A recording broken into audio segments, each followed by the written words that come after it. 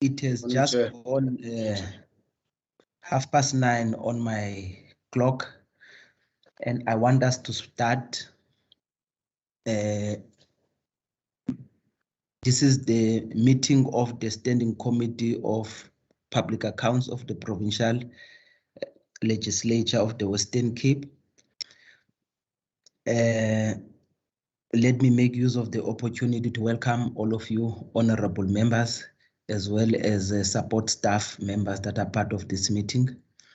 This is the meeting for purposes of looking at the report and presentation as will be presented by 3 departments, which is the Department of the Economic Development and Tourism, the Department of the Premier, as well as CASIDRA.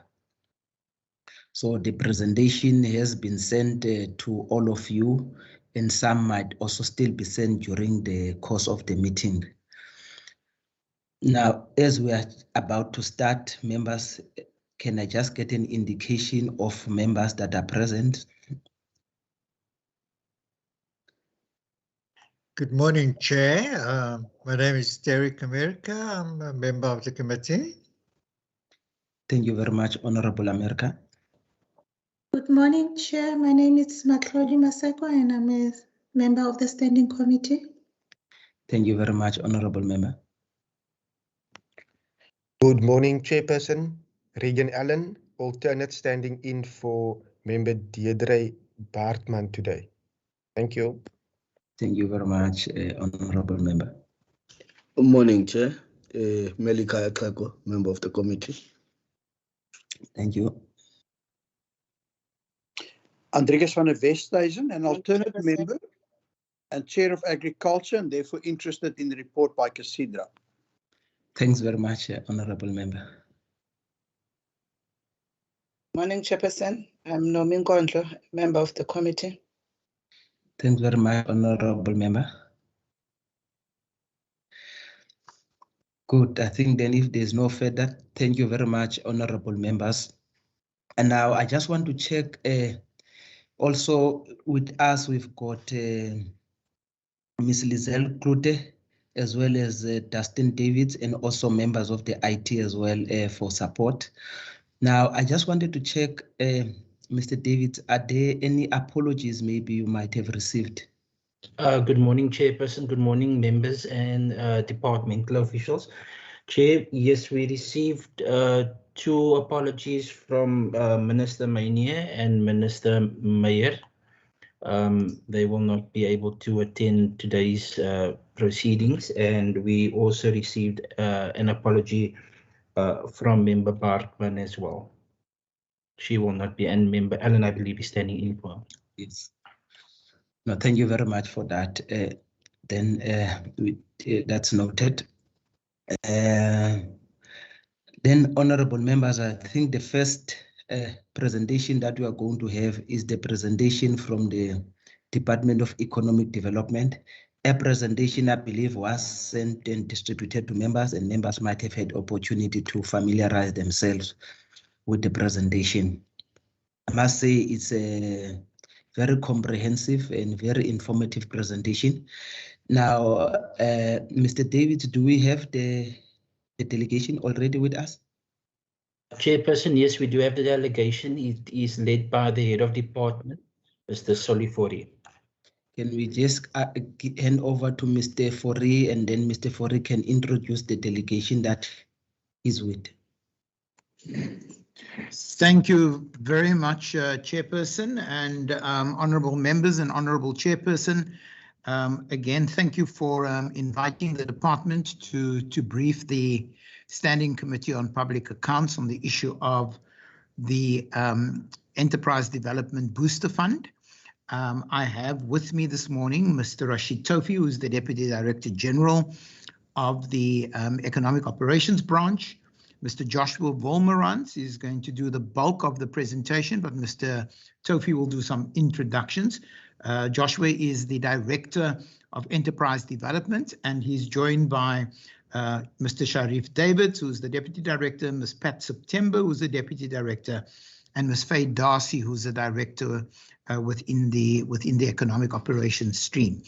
Chair, without any hesitation, I'm going to hand over to Mr. Tofi, who will do the introductions of the presentation, and then Mr. Volmerans will pick up from that. So thank you very much. Thanks, sir.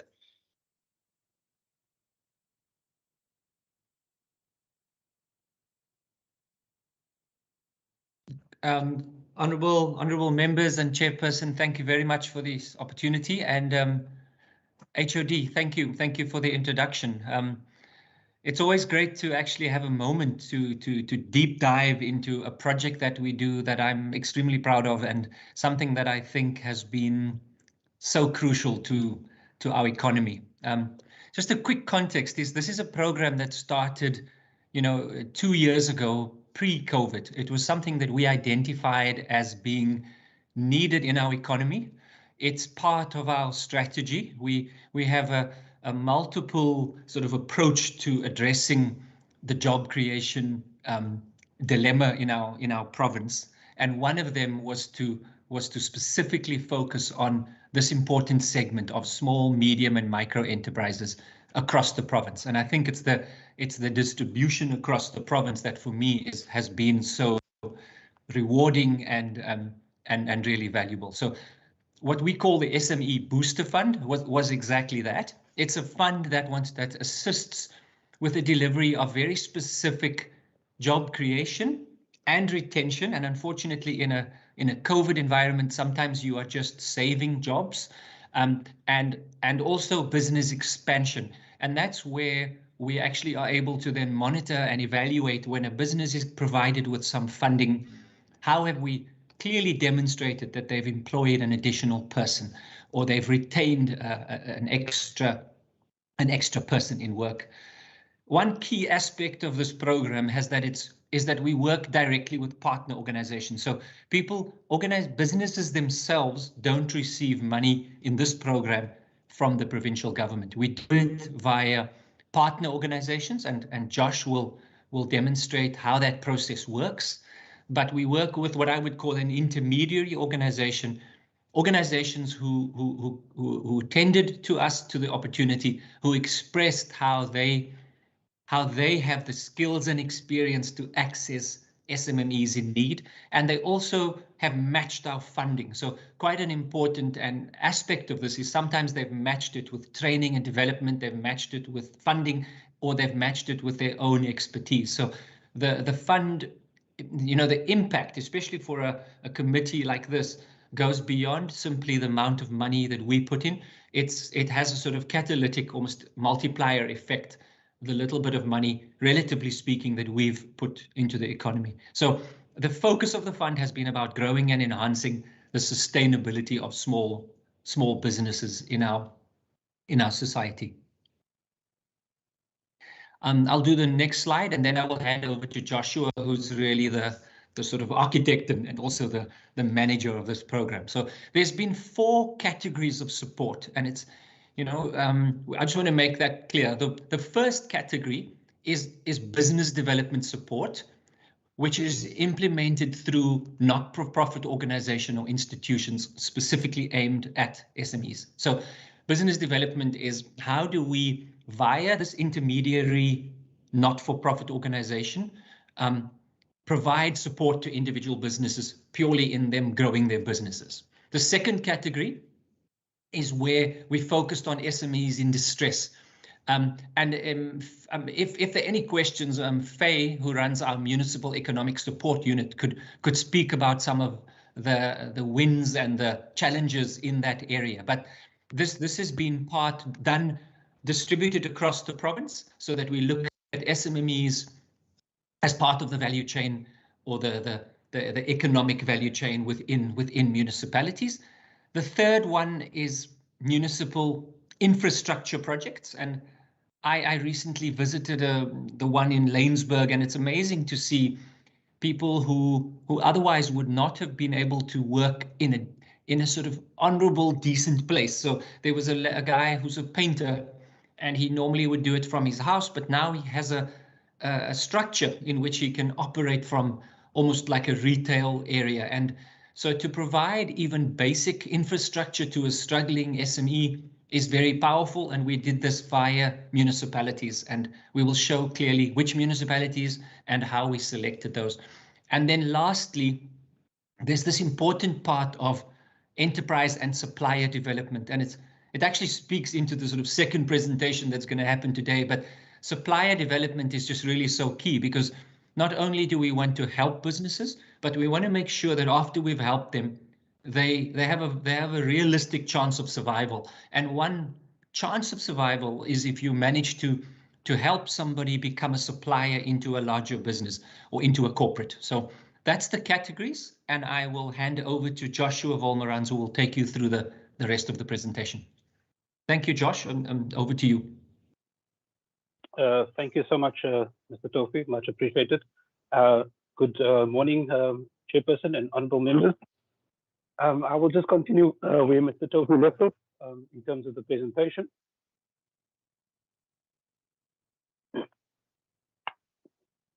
So as Mr. Tofi indicated, that the SME Booster Fund was initiated in 2019.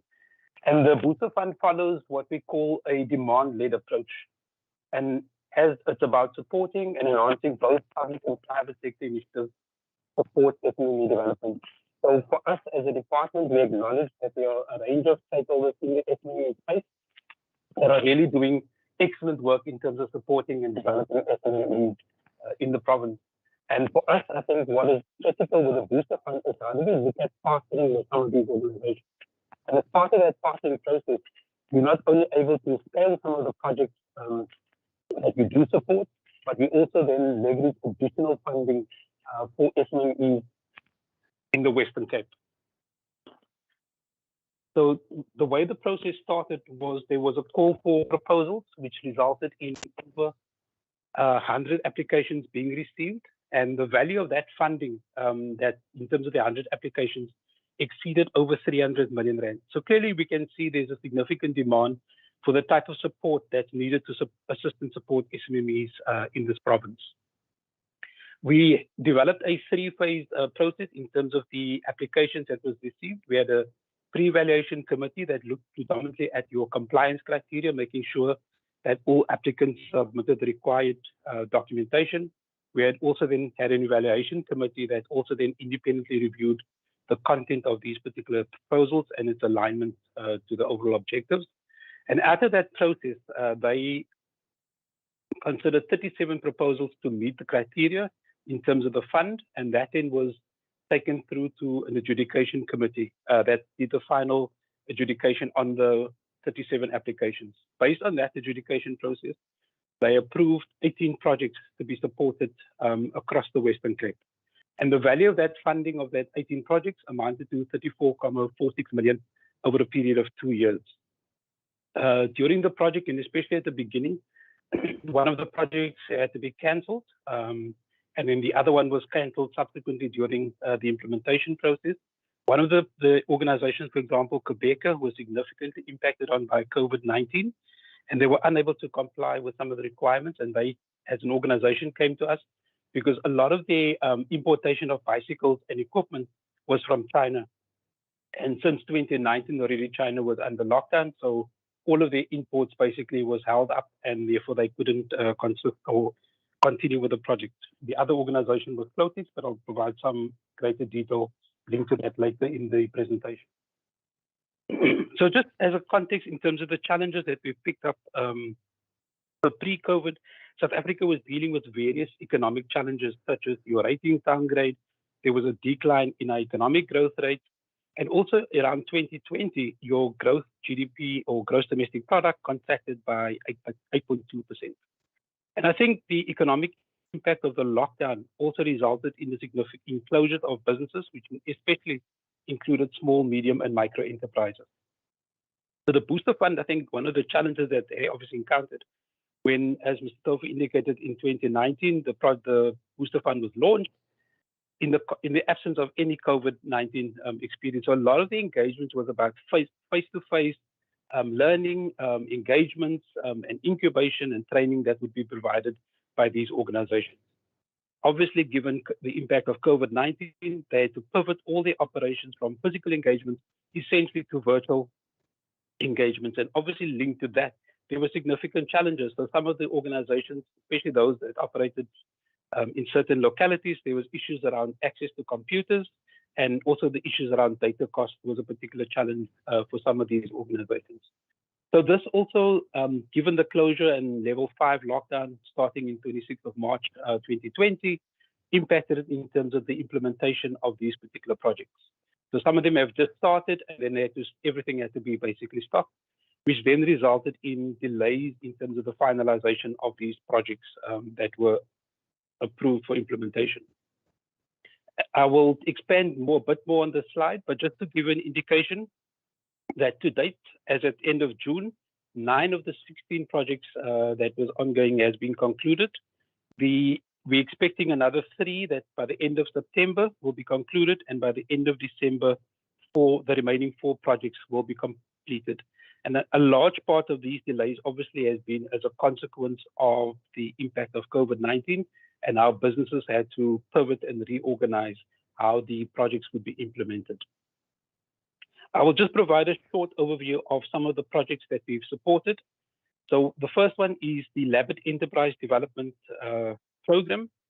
And it's about here providing support to early stage women and youth startups. And the type of interventions that this program would then support is around providing training to those youth and startup businesses, providing them with mentorship, seed funding, and also incubation. And the funding support obviously is indicated as 1.18. As Mr. Tofi has also indicated, so a lot of these projects, they were matched funding. So the organization would also provide funding that would then complement the funding that this department would put forward in terms of the project that would be given. And also the organizations were measured based on the contribution of the funding linked to the project. The Innovative Trust Enterprise and Supply Development Program also focused on businesses in the technology space. And here also there was issues or the type of support that was provided was training, mentorship, capital equipment, licensing support. And I think also in addition, there was funding linked to the COVID-19 relief that some of the businesses also benefited from. The Launch Lab FemTech program is an intervention of also business development support to early stage women and youth startups. I must also just emphasize that especially in the business development support category, there was significant emphasis on women, youth, and people with disabilities. And that was one of the criteria that was set up front by the department in terms of the types of businesses that we wanted to support through this particular project as well. So the Cape of Gullis Municipal Trading Hub, and this is one of those projects, as Mr. Tofi indicated, similar to the Lanesburg project, where we looked at the establishment of a containerized business park that will support traders in Oumela Corridor, which is just outside the Bredasdorp CBD. So the idea with this particular project is that we erect trading spaces for these businesses to operate in, because I think in the township space, especially, the lack of infrastructure is a significant challenge for some of these businesses. I think what was important linked to the Cape of Gullis project was also that it would be linked to type of business development support and skills enhancement by partner organizations that also then supported this particular initiative. So the S-Growth Petro Supply Development Program, it's also about looking at how do we support businesses, existing businesses, providing business coaching, mentorship, specialist technical projects, and also some kind of relief funding linked to these particular businesses. So this project would be linked to existing Petro SA Supply Development Program, and our funding contributed enabled additional businesses to be added and additional support in terms of the project to be added to the businesses that were already on the project. So this REBI project included both pre-trade businesses as well as existing businesses in the renewable energy sector. And the dealt with basically the incubation of some of these businesses, and dealt also the issue around ideation, pre and post revenue, and operational support that was then provided to some of these businesses or the businesses on the particular program. The ASISA Flame program is a 4-phase enterprise development program that focused on township and peri-urban based businesses, especially linked to agriculture. So the support entailed both around financial literacy training, business incubation, business skills training, seed funding, and also business coaching and mentorship. Maybe just to make a comment, I mean, I think one of the critical things that we picked up in terms of our monitoring and evaluation of these projects, and I'm talking across the board, was the importance of training and also especially mentorship. Because I think one of the critical things as a comment to make is that enabled a lot of the businesses to think differently about the operations and also enable them to pivot their business. And I'll give some examples later on in the presentation in terms of how I think the booster fund, I think the timing was excellent despite the issue of COVID, but I think the program itself benefited the businesses in terms of their own sustainability and growth going forward. So the False Pay program, also the intervention provided pre-incubation, incubation, and post-incubation support to startup businesses. So it also entailed the issue around ideation. How do you start a business? How do you also look at from your idea that you have of starting a business, how do you build and develop the capacity of the entrepreneur? and also then providing support to existing businesses through the incubator, the business coaching and mentorship. I think the interesting thing about this particular project was also enabled existing businesses to access manufacturing capacity on site in terms of the TVET or the False Bay College as well. So they could also do their manufacturing and assist, because of the machinery that they have, could assist these small businesses as part of their manufacturing process to provide that additional support. And I think those are the things that was the value add in terms of partnering with False Bay College on this particular project. So with the Witzenberg municipality, it also entailed the development of trading facilities in the Skoonsvlei Business Hub in Ceres. And also this will be made available to informal traders in this particular area. Flip forward, it's about looking at how do we enhance access to market opportunities for your small contractors. So part of the funding that we provided to Fix Forward was the development of their portal. And the portal basically creates an opportunity for small contractors, predominantly from your township areas, to register themselves and in that sense also market the services that they offer. So for example, if you're a painting contractor, all your work would be referenced. You would be develop almost a profile in terms of your business. Some of the successes, some of the contacts would be given, made available. So when businesses or organizations or individual families look for a painting contractor, they can go onto that site and then see all the credentials linked to that particular business. So I think that is one of the key things. And I mean, there's been significant successes linked to the businesses that could then access these opportunities, which many of them without this platform would not be able to access those kind of opportunities, especially when you look at certain types of households that they would have access to. So the True North ECD program centers about looking at ECD centers to become financially sustainable businesses. So we focused a lot on the compliance issue, the accreditation, providing them with technical training, the provision of infrastructure and equipment, and business skills training. And I think, especially in the context of COVID-19, it became an important context in terms of how these businesses then look at navigating the impact that COVID-19 has had on the business. So the Laingsburg municipality, same intervention as Mr. Tofi indicated around the development of a business park that looks at revitalizing business activity in that particular area, and therefore host informal traders in those localities. The South African education program, it's also about supporting ECD centers to strengthen their business model and revenue generation potential to become sustainable businesses. And a lot of emphasis was given to guide principals in terms of implementing additional revenue streams, activities, and to improve their service offering. The Productivity South Africa initiative, it's an intervention that provides turnaround support, and here it's linked to the category of businesses in distress. It's about looking at businesses that are struggling, that could potentially close down. Productivity South Africa would basically come in and provide the support and the assistance to those businesses and develop a turnaround strategy for their businesses to ensure that they remain sustainable and operational going forward. So daytime trading, in terms of what we call to as trading as Trio Plus, it's about supporting existing enterprise development program in the Elandsfontein mine in the Hopeville area. And it's about looking at supporting startup SMMEs and providing startup funding, post-investment support, business coaching, and mentorship to these businesses. So the Western Cape Clothing and Textile Services Center, or CLOTEX, was focused on supporting women and youth-owned businesses through the incubation program, and also providing them with training, mentorship, and support.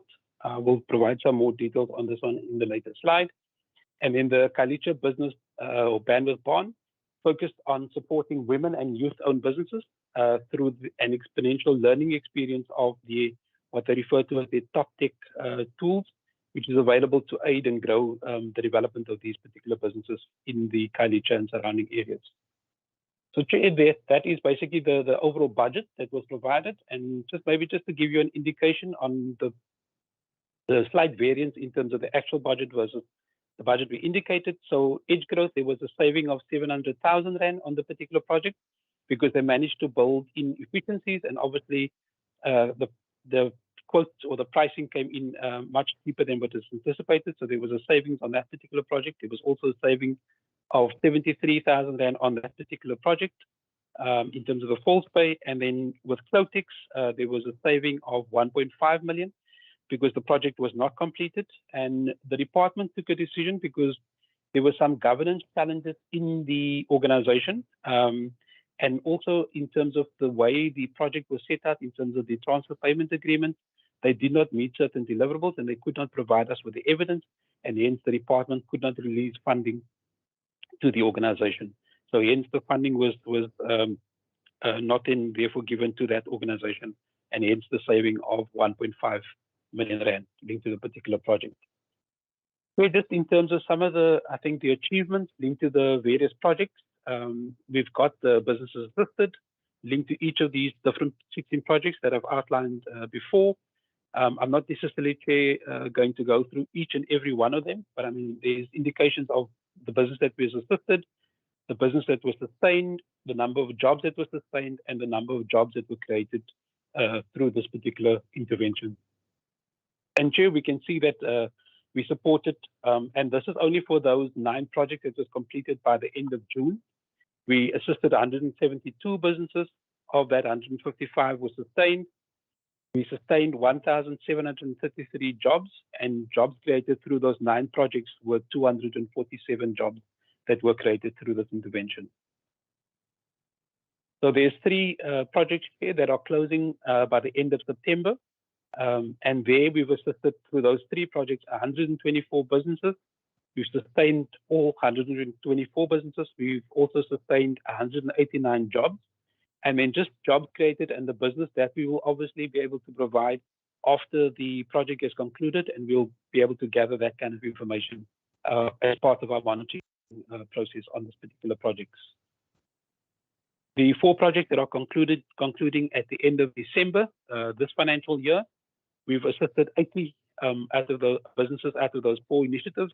We've sustained 70 of those businesses. We've also sustained 239 jobs to date, because with some of them we've been able to get some statistics, and then the jobs created, we'll be able to do that after the monitoring process after December this year. We've just also added, so we've launched a SMME Booster Fund 2021, and these are just some of the businesses that we are supporting and the categories of support that we're providing to those businesses linked to the current booster program. Then just some of the site visits that was conducted as part of the process, and also maybe just some success stories that we just want to maybe just highlight to the committee in terms of some of the achievements linked to the SMME Booster Fund. So we've visited, for example, Glowscope Security Solutions. I think part of the challenge that the owner expressed to us is that the business was busy stagnating. They had 10 employees in the business. And I think one of the key things in what the owner contributed the success of a business to was the interventions that Innovator Trust made to the business, the ability for them to think differently about their business, and the ability of the mentor that assisted and supported them in terms of the journey through COVID-19.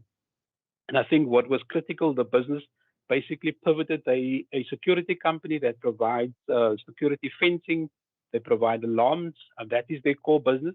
But during COVID-19, they basically pivoted, and a large part of their revenue and sustainability was then brought about because of their change to providing hand sanitizers. So they managed to enter into that particular market.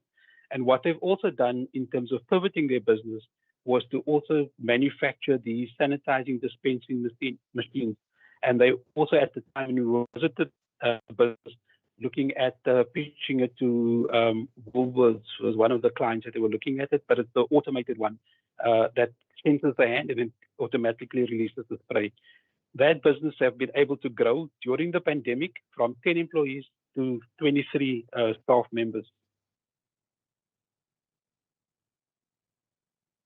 So this is some of the pictures on the infrastructure project in terms of Paperback Gullis. So you can see it basically started from not much, and there you can see the container park being erected where the businesses would be housed in terms of the Paper Gullis project.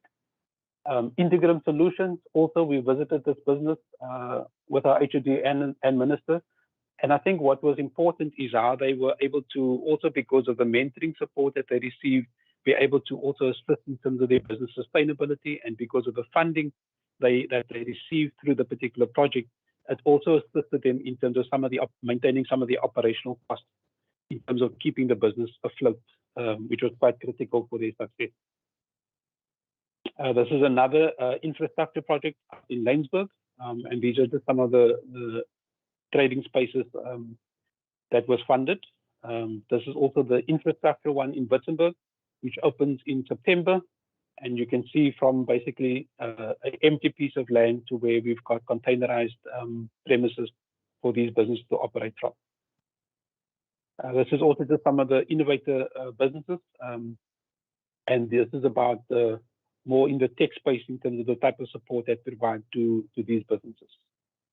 Edge Growth, these are some of the businesses. A lot of their businesses provide support to Petro SA.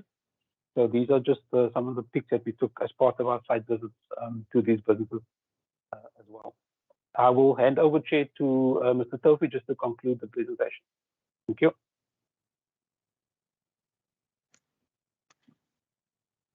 Joshua, thank you very much, Chairperson. I just in summary, I don't have to do the slide verbatim. You've all seen it, and Josh, some of those pictures are really inspiring, because I think helping people at the coal face of where they're struggling is really what this program was about. So in total, just to summarize some of the numbers on this slide, we assisted 376 businesses in total, and in the job creation number, often this is deceiving.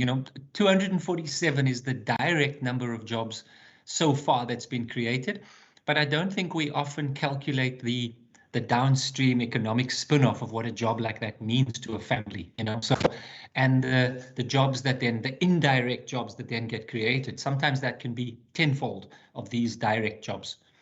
The average cost per job created amounted to approximately 66,000 Rand per job that was created, which in the sort of, in terms of what it costs to create a job in our economy, an ongoing job, a sustainable job, that is really that is good value, if you like.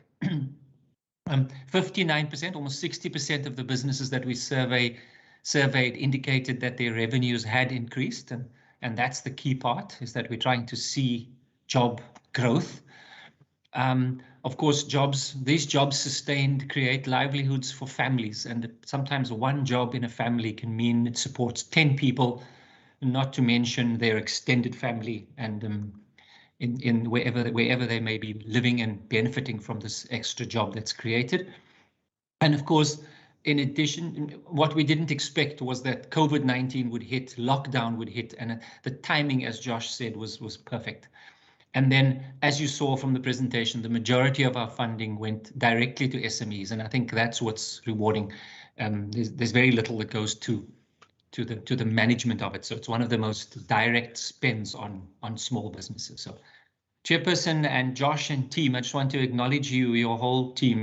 Sharif has done an amazing job. He's just one of those rock star employees, and Pat and Faye for driving this program from the beginning. In what is not an easy program to administer. So, Joshua, to you and your team, well done, and I'll hand back to HOD if you have to say any closing remarks, HOD, or back to the Chairperson.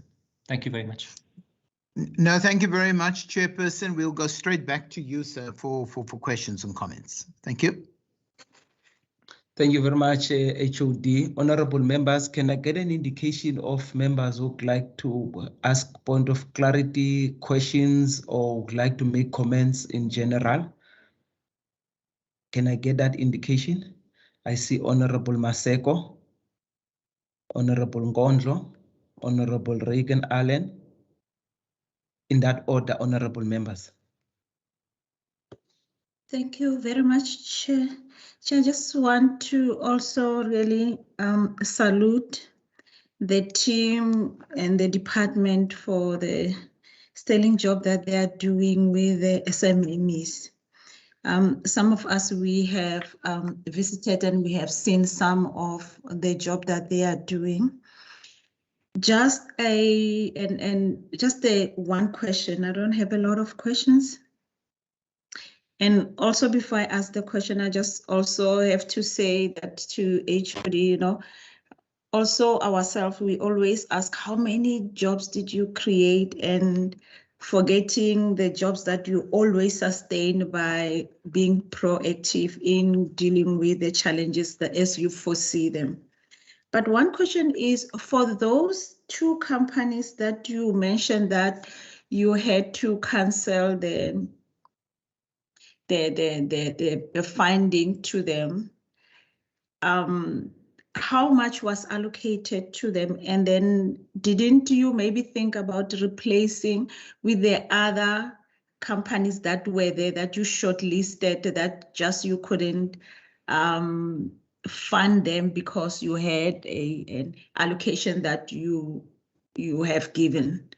That you maybe would have said COVID-19 won't affect them, they can still function with the challenges of the pandemic, or all that were remaining, when you look back, you saw that the pandemic was somehow going to affect them, that they were not going to sustain themselves, or they were not going to pick up to be able to be operational with the challenge of the pandemic.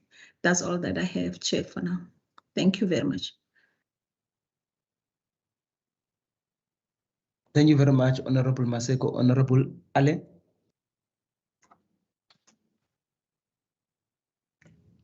Thank you so much, Chairperson.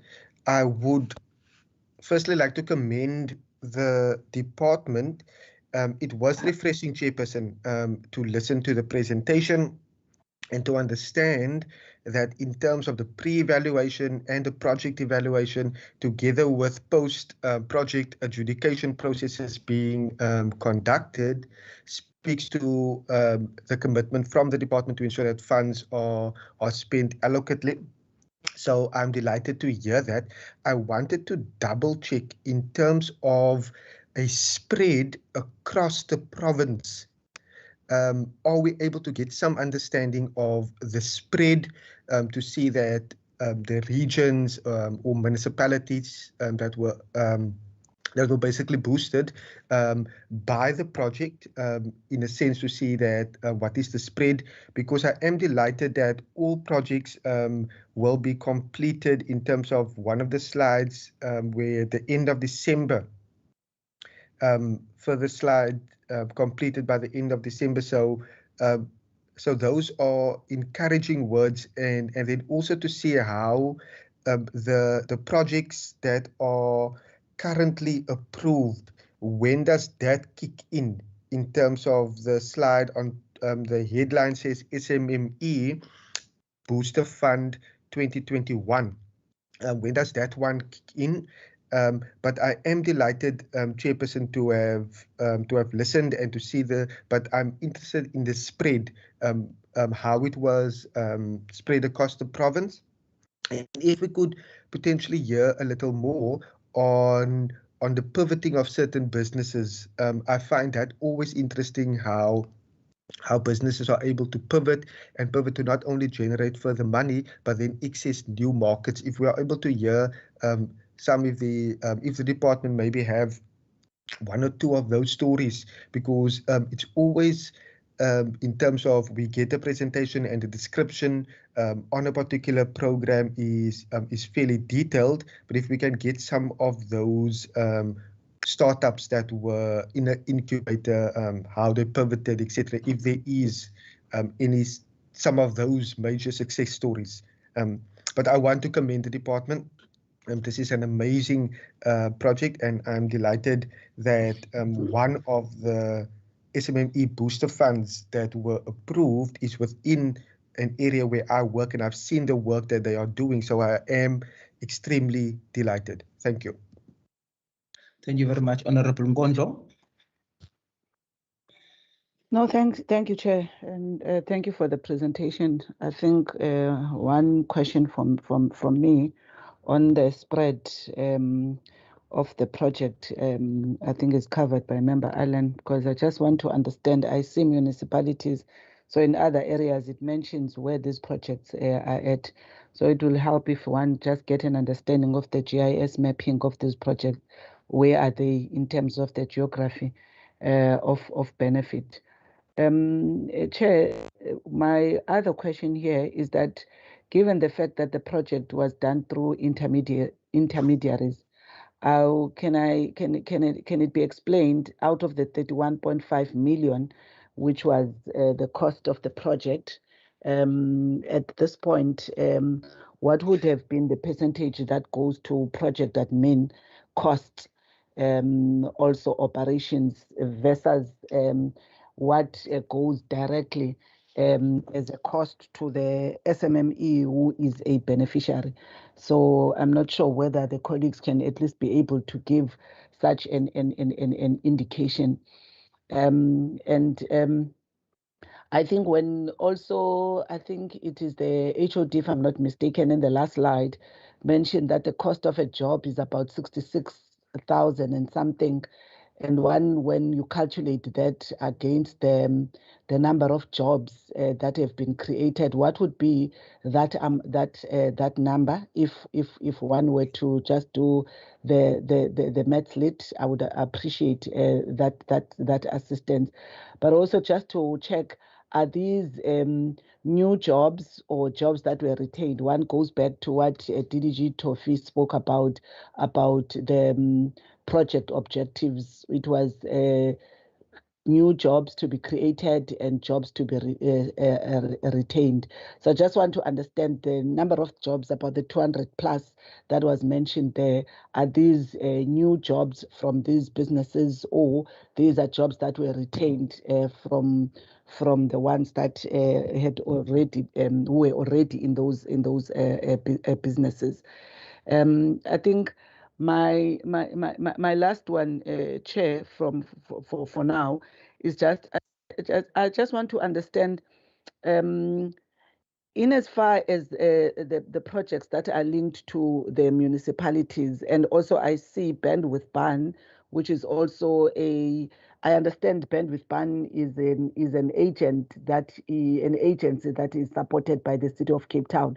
If I'm not mistaken, I'll be clarified there.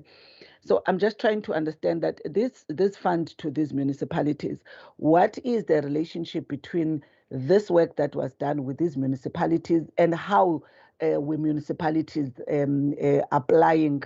Was this open to all municipalities? How were these municipalities chosen, these ones that are participating? And is it their LEDs? Are these projects led or done through a partnership with their LED units or something else? Because I'm always interested in how a province would do a project in the municipality, especially on local economic development initiatives, and how these initiatives are embraced or are linked to existing, if any, LED strategies for sustainability purposes. Thank you, Chair. Thanks, Honorable Nkondlo. Honorable America. Thank you, Chair, and thank you to the department for the presentation. Chair, I just want to know the difference between businesses assisted and businesses sustained. Does it mean that those that were not sustained, I just want clarity on that, the difference between the two, that those businesses that were not sustained, have they fallen out of the program, or do they no longer exist? Have they gone under? Just the difference between the two. And then secondly, are these assistance provided by businesses subsidies or grants, or are they loans?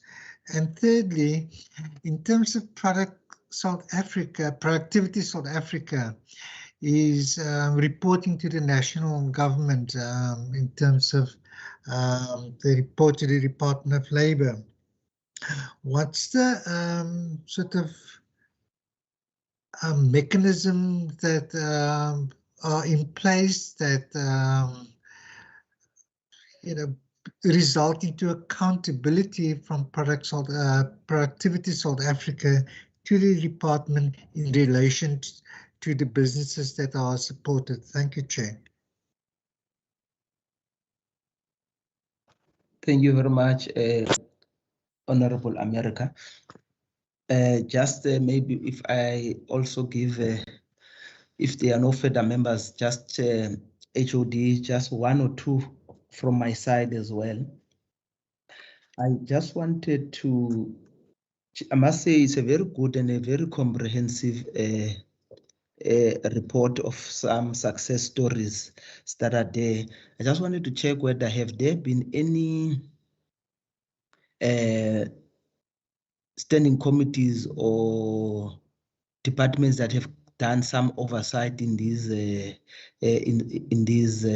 projects, because I think sometimes it's good that you give us the presentation. Sometimes it makes a much better understanding of the project when you begin to interact with the project directly, and also maybe interact with some of the beneficiaries of the project and its surrounding community.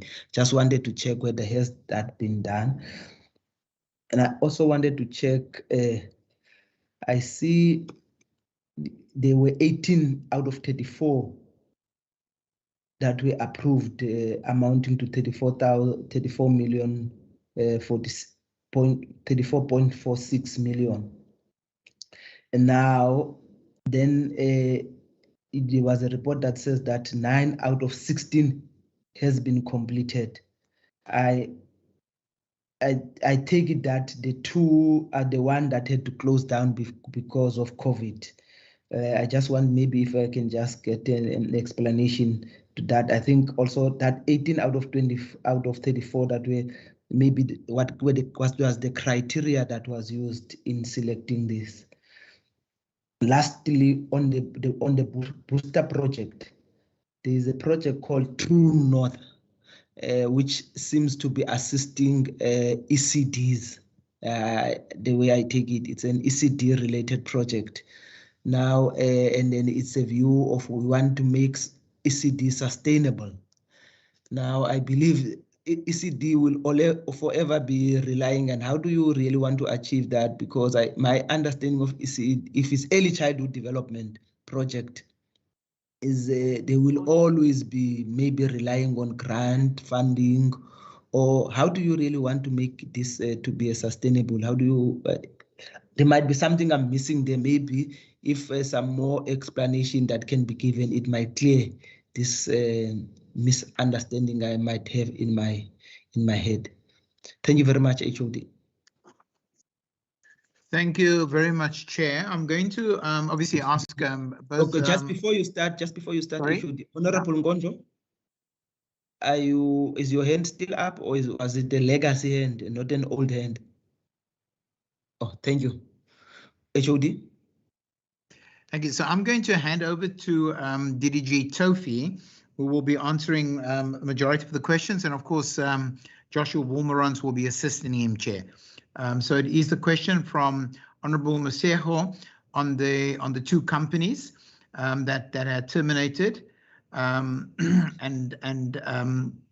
why this was not given to other companies. Honourable Ellen, with regards to the spread and the pivoting of the businesses. Honourable Nkondlo, also about the spread of the project and the GIS mapping. Then the role of intermediaries and the percentage of the total amount spent allocated for project costs and admin. Of course, the issue of the cost of jobs, which is an interesting one because it really is around the averages, and some jobs cost more to create than others, but I'm sure the team can do that. And then, of course, how do we involve the municipalities, which is an important one. And then Honourable America about the differences between the business assisted and business sustained, the definition. And then, of course, the linkages to Productivity South Africa. And then, Chair, your own questions around have any of the standing committees been involved with oversights on the projects, and then the criteria for the 18 successful institutions, and then the 2 that was closed down, which is also referred in the first question, and then the issue of ECD. Rashid, would you mind to take all of that, and then between you and Joshua, see how we divide the answers? Thank you. No problem. Thank you, Chairperson. Thanks, HOD, through you. I'm actually going to defer to Josh. Josh, I'm happy to cover and do a sweep if you haven't covered all the questions, but I think a lot of those are operational, and I'm going to ask you and your team to address them. I just wanted to make a comment. The mapping of where we make the impact is actually a project that Faye, our Director for our Municipal Economic Support, has just undertaken using a sort of GIS approach, and it's a working machine at the moment, so we're not able to show you, but it is something we would like to demonstrate, where we can literally put a pin in every municipality that we do make an impact. And Josh, perhaps when you're done addressing some of those, we can have Faye speak a little bit to that project and also how we work with the LED structures. But Josh, if you're good to go, I'm going to hand over to you to address them, and I'll keep track of how if we've answered them all. Okay, over to you, Joshua. Okay. So thank you, Rashid, and thank you, honourable members, for the very insightful questions that you are raising. So I'll try and deal with it. So either Rashid or maybe I'm going to ask my colleague Sharif David if I miss anything, just to remind me. So in terms of the funding allocated to those 2 organizations, so the challenge that we sit with as a department is that we've obviously applied certain criteria in terms of how we allocated those particular funds to all the organizations that were supported. And maybe if I can just touch on it's a question that gets asked later, but maybe just look at the criteria, because it was raised in the context of the municipalities. So there was a public call for proposals made to organizations, institutions, and also municipalities in terms of applying to the SMME Booster Fund. There was a public call made both in the newspaper or print media as well as in social media, and it was constantly tweeted and retweeted by both officials, I think, and by the minister and different organizations as well. So there was a public call, and also the municipalities in that sense had to apply for that particular funding. I think that's one of the questions raised by Member Mkondlo. So based on that application process, there was obviously a category specifically around infrastructure, and that was a category that was committed specifically to municipalities that could apply for that particular funding. And then as the process, obviously the PAC then approved that funding linked to that particular municipal projects that were submitted. So that was broadly just in terms of the process. So the challenge that we sit with is that there was clear deliverables linked to each of those particular projects that was supported. So we also as a department have got to ensure that so transfer payments agreements or TPAs were signed linked to each of these beneficiaries with clear deliverables and outcomes that we looked at. So part of the challenge is we were therefore unable to give additional funding to those organizations. But I mean, the funding was utilized, or the saving was utilized within the department in that particular regard. So the spread of some of these projects were across the entire province. So from a municipal point or geographic spread, it wasn't just the municipalities that were directly benefited. So for example, one of the projects linked to Trio Plus, for example, focused on businesses around the Elandsfontein mine in Hopefield. And then some of the other initiatives also focused on businesses in different localities. So the businesses weren't necessarily from one or two specific localities, but it was spread across the broader Western Cape in that sense. And I think Faye indicated that she will, TDG indicated that Faye will respond more specifically to that particular issue. The projects that were currently approved, so we've had a call for proposals, and we're in the process of finalizing the adjudication process and also sorting out in the finalization of the agreement. So the idea is that projects would commence within this financial year's fall, but obviously those projects would be basically spanning over 2 financial years in terms of from an implementation point of view, because based also, I think, just in terms of the nature of some of the projects, because I think what we must just also, I think, bear in mind is that it's not one particular issue or one particular type of intervention that will move a business in terms of being able to, number one, become sustainable or to grow, but it's a series of interventions that then gets undertaken to ensure the sustainability of these businesses. And I think the Booster Fund provides a myriad of support to those particular businesses, because generally the way we would provide support is we just provide a training program and we expect that business to grow. The reality is that doesn't work in practice. So I think the advantage or the benefit of the Booster Fund, it provides a series of interventions that is critical to the sustainability and growth of the businesses. So that becomes, I think, quite particularly important. In terms of the examples of pivoting, so there's a few examples. I mean, I've raised the one in terms of globe scope that we've picked up, but I mean, there's also, I think maybe, and there was a particular request also in terms of maybe engaging, and maybe an issue that we can maybe take up with the committee to maybe even visit one or two of those businesses and see how those businesses have pivoted their operations in terms of making sure that they become sustainable. Because as I've indicated in my presentation, I think the key issue is some of the lessons learned through the training and support and the mentorship that we provided to these businesses that enable them to think differently. Because I think the challenge oftentimes with entrepreneurs is that they work in the business and they don't work on the business. And I think these engagements around engaging with a mentor, which many of these or most of those businesses don't have access to, proved to be a critical factor in the success and the sustainability of these businesses. So it wasn't just about providing once-off training, but it was also providing the mentorship that takes the business or the owner along a particular path. So it's almost, if you look at a kind of a business path or development path for that particular business, what are the different steps that you need to go through to ensure the sustainability and the growth of the business? And I think one of our, or some of our lessons that we've picked up is I think the resilience of small, medium, and micro enterprises in terms of the impact of COVID-19 and how they've pivoted their operations to make sure that the business becomes sustainable. Yes, there were casualties in the process, but I think in the main, businesses were, I think, innovative in terms of the kind of product and support offerings that they would then provide to the market at large.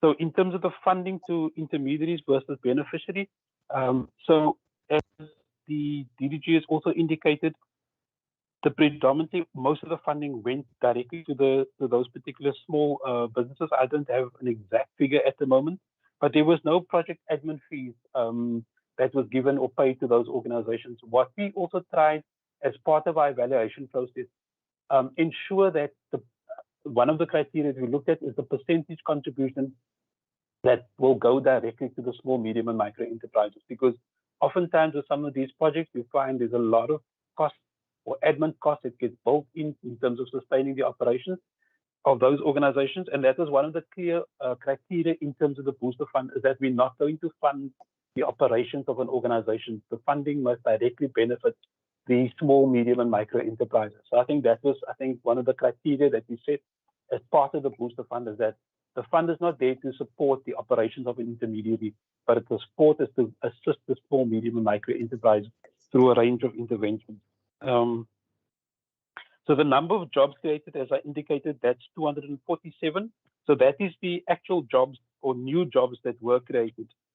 As the members would also obviously have seen in terms of the numbers that we've looked at, the jobs sustained would be obviously those existing jobs that those were present in the businesses at the time. And I think there the total was 1,733 in terms of all the projects that were concluded by the end of June, 189 for those concluding in September, and about 239 for those concluding in December. But the 247 are actual new jobs that was created. As the DGG also indicated, obviously we didn't look at the kind of the impact in terms of downstream activities linked to those particular jobs that was created. So in terms of business assisted versus business sustained, so the difference there is in terms of the business assisted is the businesses that we actually supported through the intervention, but also we put the figure down of businesses sustained. And that relates to some of the impact of COVID-19 to a large extent that has had. So some of those businesses either had to downscale or close down in terms of some of their operations. And I mean, I can maybe just give one or two examples in terms of the impact of, for example, some of the beneficiaries. So especially with COVID-19 and especially crashes linked to some of the ECD projects they were significantly impacted on because of the length of the fact that they weren't able to open. I think they were the very last of those businesses that were allowed to operate in terms of that obviously severely impacted on the sustainability of those operations.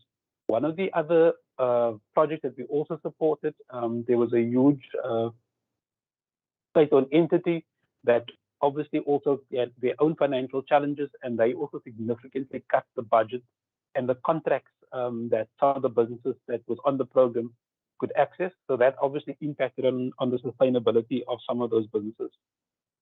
So the grants versus or the loans, so all the funds that were given to the organizations they don't have to repay it. So it's not a loan that we provide to those organizations, because those organizations could demonstrate their own funding contribution. And with our funding contribution, it's about how do we scale those particular projects and enhance the number of businesses that we support, but also the type of interventions, increasing the type of support that we then provide to those particular businesses. Then also, I think the issue around PSA, yes, PSA do report to national government, but the booster fund was open to both public and private sector organizations that are directly supporting small, medium, and micro enterprises. Just here also in terms of the standing committee oversight, I'm aware that there were planned oversight by some of the standing committee, especially to the infrastructure projects linked to different municipalities. But we are happy to arrange if there is a need for the committee to also look at going to visit one or two of the projects in that particular regard. Just in terms of the number of projects supported and the drop-off rate, so the Project Adjudication Committee, or the PHC, looked at two particular factors. They looked at the risk. What is the overall risk of the project to the department, and what is the impact of the project linked to the outcomes of the booster fund? So in some of the projects obviously fell off because the committee at that point felt that maybe the risk was too great. When they looked at the organization and assessed the organization and ability to implement, and also the impact linked to those organizations as well.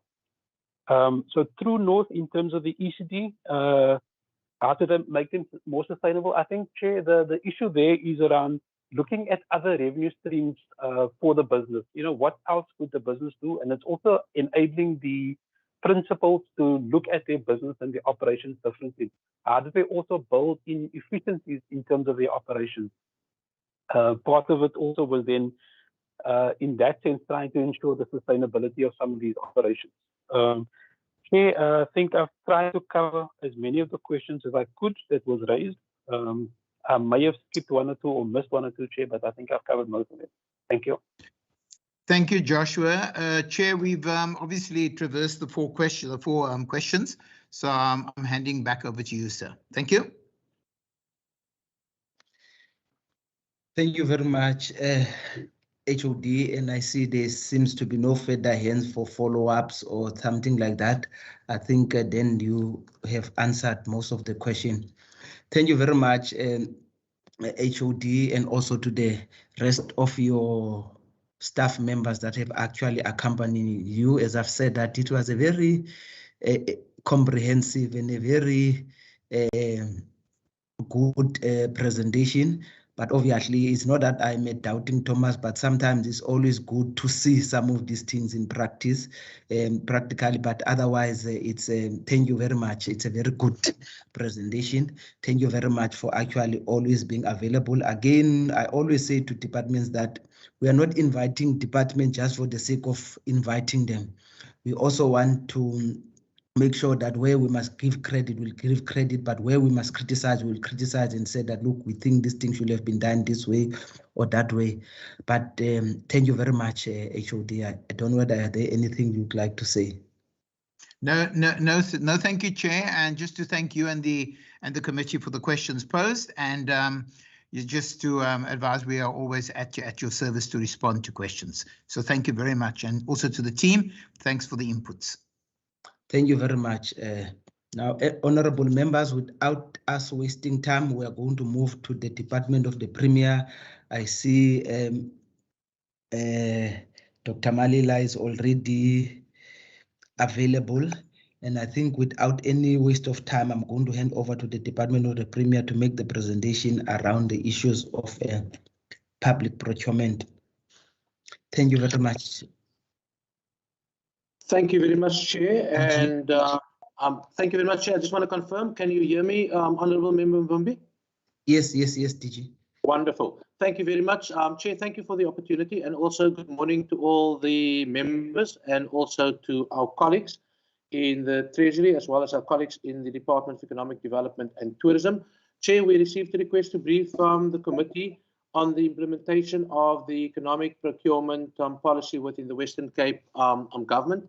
We've put a team together to deal with that. The team consists of 3 departments. It's my own department, .P, then the Treasury. The Treasury is responsible for all the issues around procurement, and then obviously the Department of Economic Development and Tourism. So we will take you through what's been happening in the space, particularly in the space of supply chain management. I think some of the successes and what is it that we're particularly doing in this space, also from a policy perspective. Chair, so what we've done is we've put together a single presentation, and we will then be open to comments and questions. And that presentation is going to be made by Ms. Nadia Ismail. I'm sure you all know her. She's the supply chain management specialist in the Treasury. It's a joint project. All of this in this space has been done jointly. So, Chair, if you have got no other issues, I'm going to ask Nadia to actually go through the presentation. I'm mindful also that we're running a little bit over time, so we will also try and manage that and get us back into the allotted time, and to make sure that we can probably finish before the time that you've set us for 11:20. So, Nadia, can I ask you to present, and then I think just deal with the issues in a crisp manner. But thank you very much. Thanks, DG.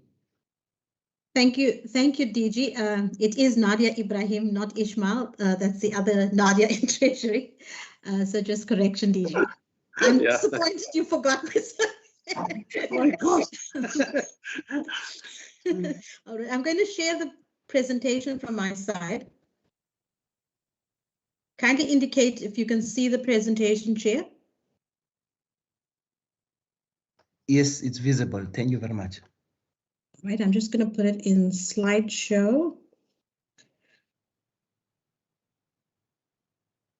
All right, so in terms of the strategy that we use in terms of economic procurement, very much so, it's a combined effort between both the departments of the Treasury and the Department of Economic Development and Tourism.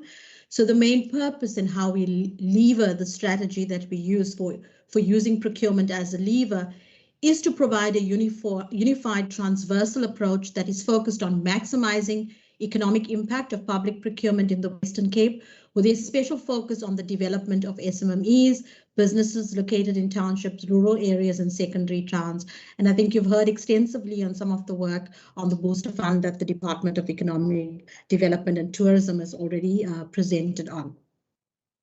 Then just in terms of the strategy, there are 8 focus areas that are underpinned in terms of how we look at this particular area. The first being to create a greater awareness and understanding of procurement within the spend of the Western Cape, but also on the second leg to continuously review and reform procurement process and administrative requirements.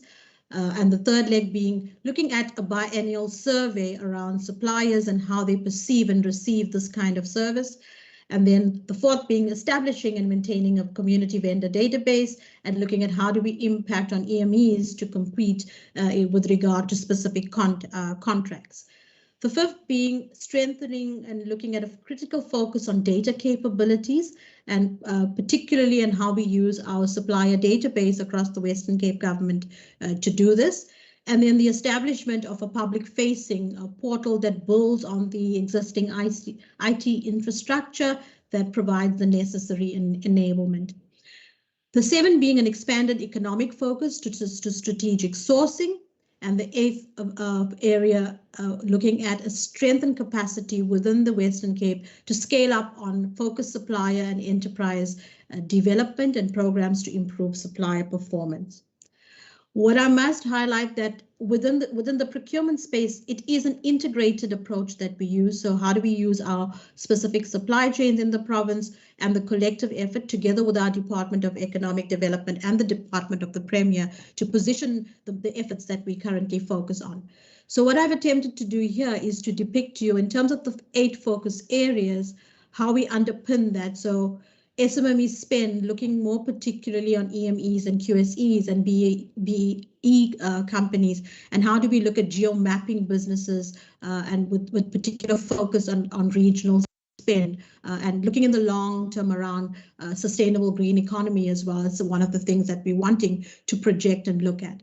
The second area being looking at least distortion and looking versus being more impactful in how we do this. And that is requiring a rigorous reflection always on the procurement process to reduce red tape reduction and look at better governance within the environment. And part of this is also looking at how do we expand this to survey the supplier community in terms of what we in terms of whom we do business with, but also having this continuous feedback to our CFO forums, the PTM, and alignment to the VIPs and the provincial strategies and the steercoms that we have, but also feedback to cabinet in this regard. Then opportunities for EMEs, looking more specifically at unbundling large contracts and how do we use particularly projecting on a vendor database that can enable this. There's some work that we're busy with there, which needs much more exploration given the regulatory environments, but it's work in progress at this stage, but also focusing on particular thresholds.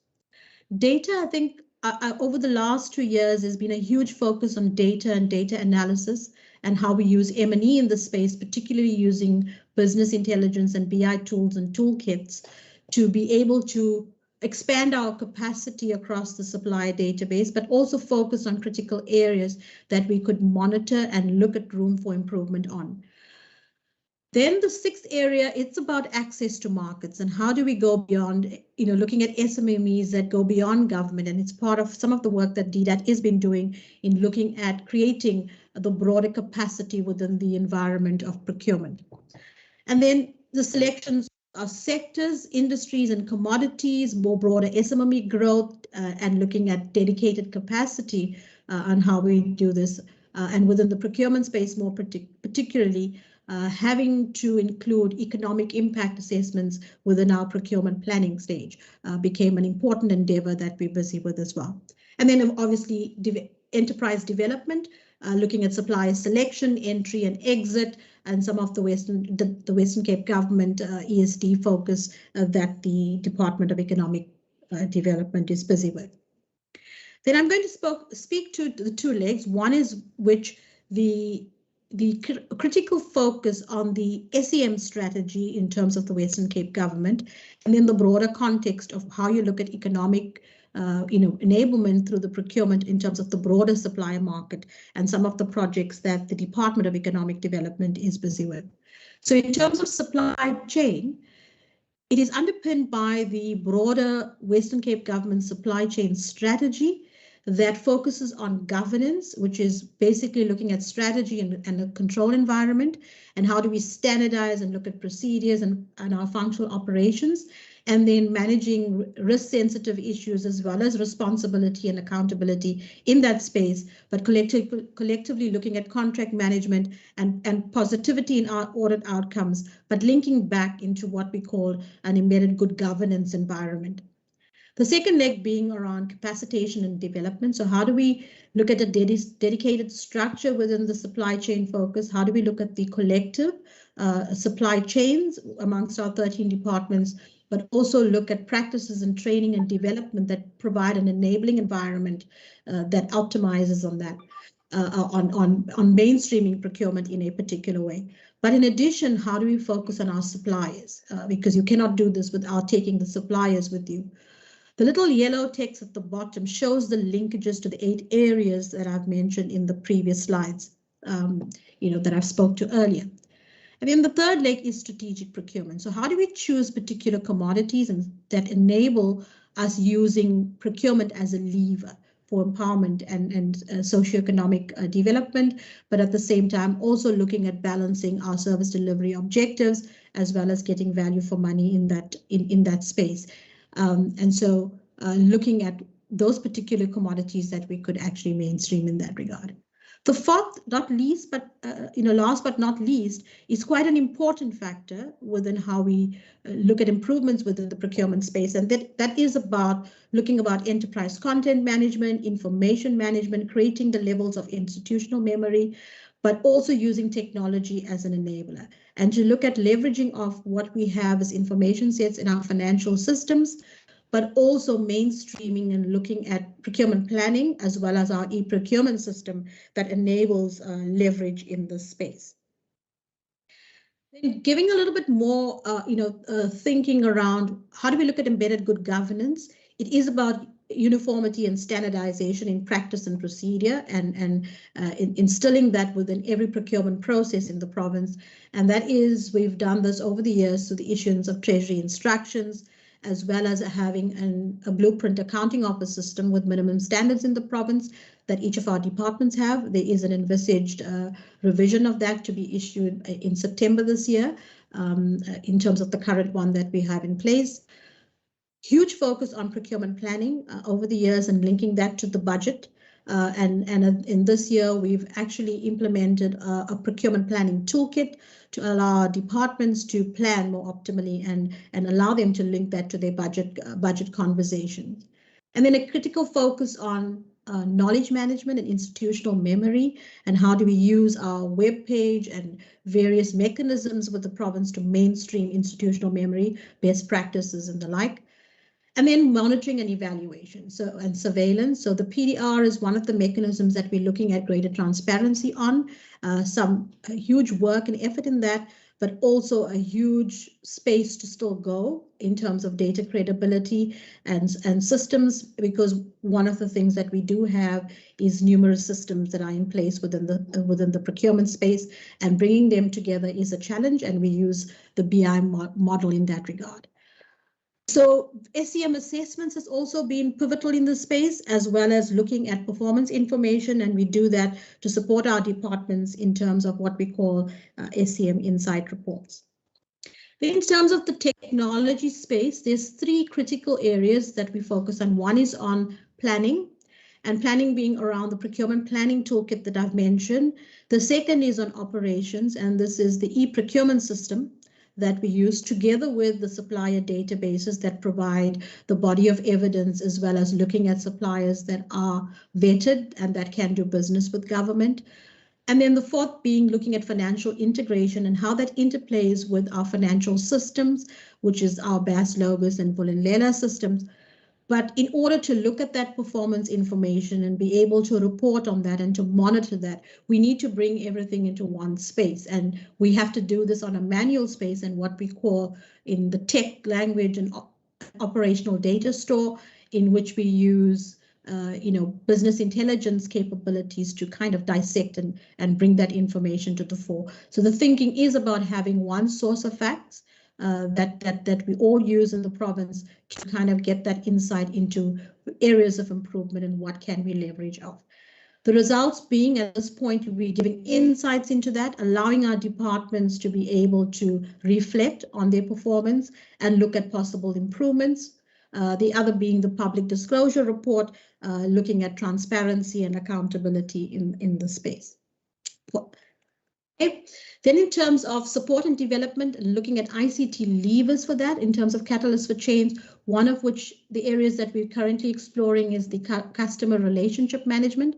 So currently there are various things sitting in the space like our help desk, booking tools at our client center, knowledge management and institutional memory, but with huge focus also on e-learning. COVID-19 has taught us to move very quickly in terms of developing different ways in doing this.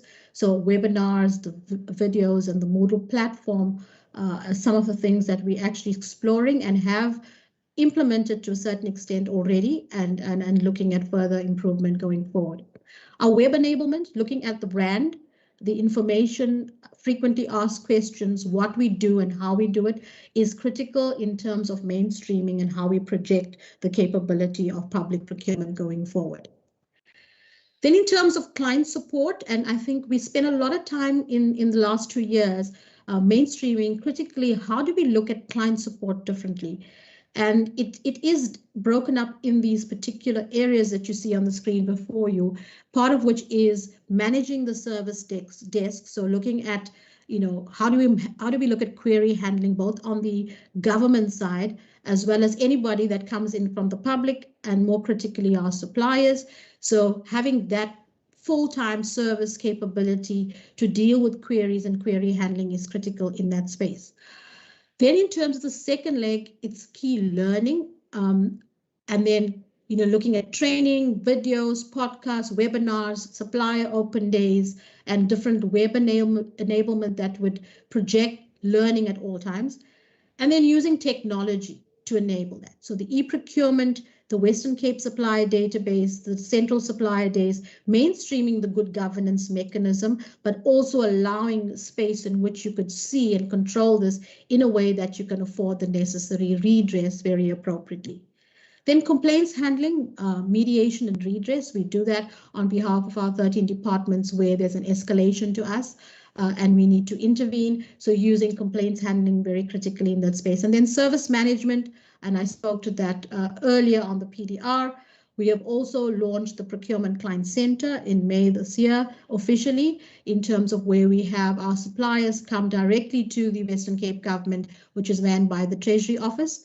In terms of the support. So what you see in the blue blocks below is some of the key operational activities that actually go in through these different areas. So it's query handling on the one side, and in terms of the different systems that we operate. So it's Western Cape Evidence Bank, the National Central Supplier Database, the e-procurement system, but also generic supply chain technical questions that come through us for support. In terms of training, you will see also the range of things that we've done in the previous financial year around what would encapsulate learning, as well as the technology enablement and that we've actually implemented in the current year. Then in terms of the supplier database, I put this more specifically preempting some of the questions and how do we manage this in terms of our regional space. So the evidence bank is there to enable procurement in terms of verified compliant suppliers that we do business with.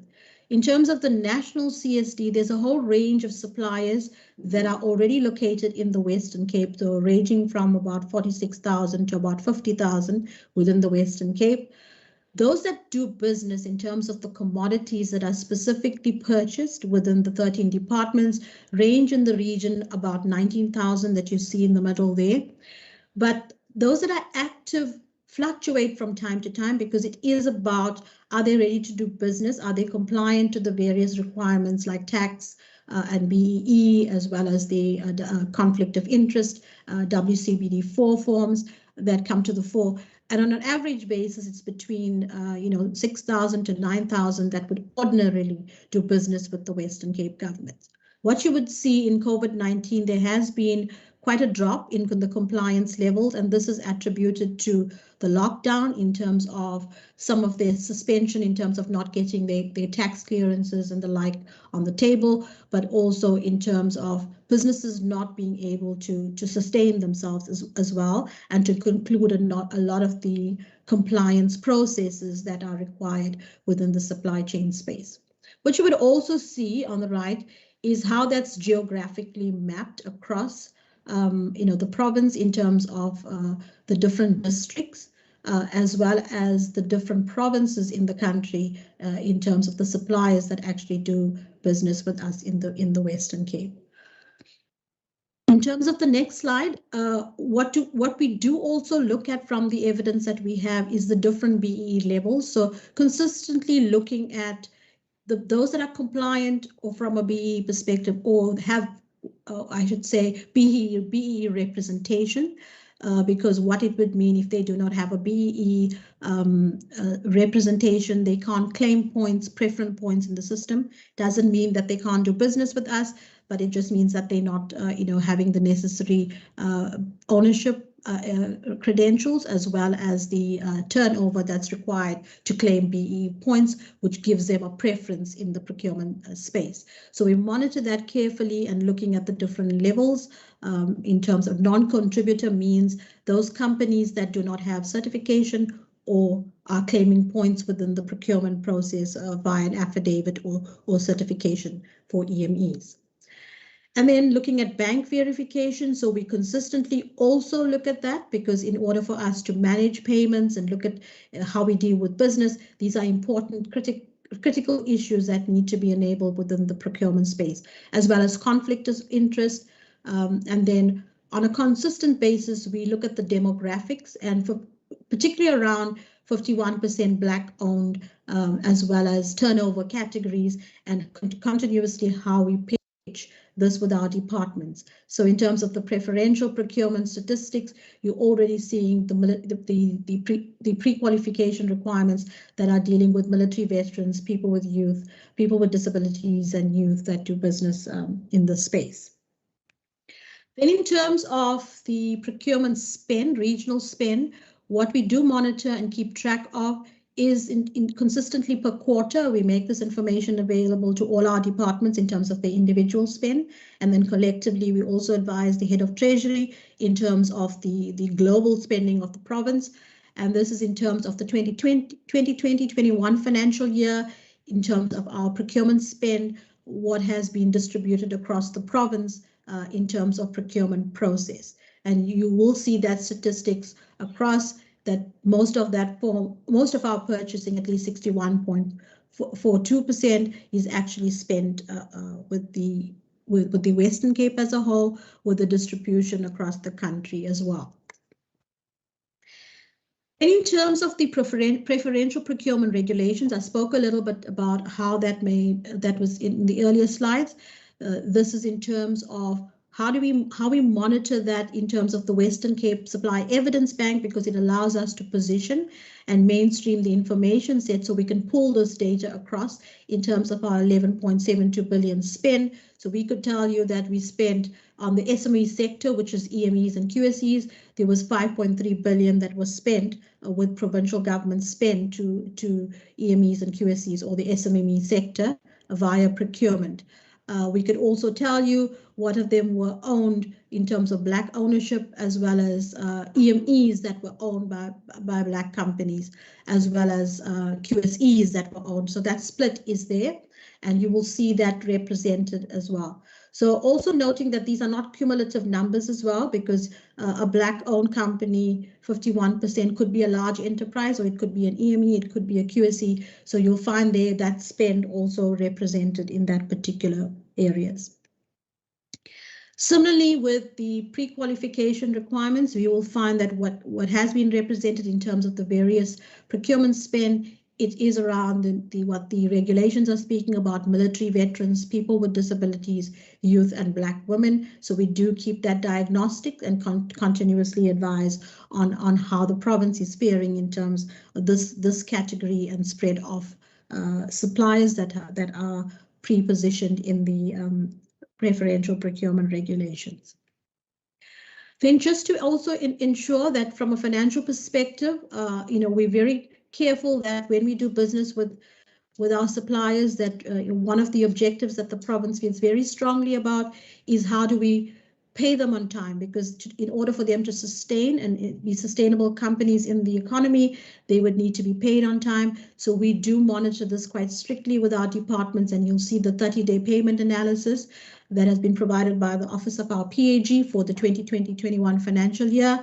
So the number of invoices that were dealt with, as well as those that were not paid after 30 days was 120, as opposed to the broader category. And we did have a 99.99% of payment within 30 days in the previous financial year. I think where it does fall below that, we also are mindful that there's credible reasons in terms of why that has not been done, but also with a continuous effort within each department to push that payment objective closer to the 100% mark. And in terms of the broader economic response and the way forward, and a lot of the work that the Department of Economic Development is doing in this space, You've heard on the first presentation quite in detail around the SMME Booster Fund by the department, so I will not go into that in detail. The COVID-19 Business Relief Fund that the department uses to alleviate economic impact on small and micro enterprises, both in the formal and informal sector, operating in the Western Cape and that were affected by COVID-19. Also looking at the COVID-19 Supplier Development Program, which was used to increase capacity and ability of micro and small enterprises or businesses who manufacture cloth masks and sanitizers and sanitizer dispensers. I think that was also to a certain extent covered in the previous presentation, as well as the Long Street kiosks, the 12-month rent-free trading space for micro businesses that the department is mainstreaming, as well as the Western Cape Entrepreneurship Recognition Awards that recognize and support the province's most deserving and inspiring high potential entrepreneurs with increased entrepreneurship awareness that inculcates a culture of an entrepreneurship. Then the last but not least, the Pick and Pay Market Store Initiative, where the conversation of existing spaza shops with townships were converted into independently owned mini supermarkets. Then in terms of where we're going with this, I think the current projects implemented by the Department of Economic Development and Tourism is mainly focused on the long-term sustainability and growth from an SMME perspective, thereby creating access to economic opportunities for SMMEs, and links back directly to our greater economic procurement strategy. The embedded good governance and support, the supply support, data integrity enhancements, electronic procurement enhancements by the Provincial Treasury also paves the way for the seamless implementation of the economic procurement strategy and the implementation plan by all departments to best benefit SMMEs and the broader citizens in the long term. The intent, I think, going forward is what we're busy with in current space is to re-look at the strategy, particularly in terms of our current experience and the alignment to our current economic context, broadly looking as well as at the body of work that our Department of Economic Development has done in terms of economic recovery plan and post-COVID-19 analysis in view of further refinements to the strategy. So that's work in process in which we will be absorbing into the strategy going forward and looking at key initiatives that underpin anything that may need to be rejigged or retweaked and realigned to the response plan. So thank you, Chair. That is all for me at this point.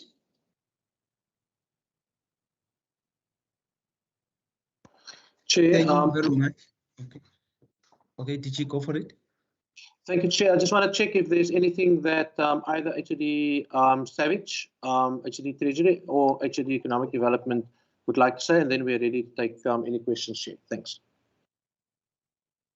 DJ, I'm good. I don't know if David Savage wants to go ahead, but I'm fine. Thank you. No, thank you, DG. Also fine. I think we should just get the discussion, questions and so forth. Thank you. Thank you, Chair. We're ready. Thank you. Thank you very much, DG. Any questions, points of clarity or comments from honorable members? Can I get an indication?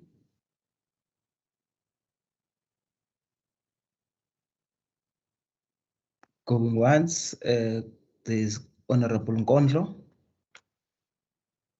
Honorable America. Can we do it in that order?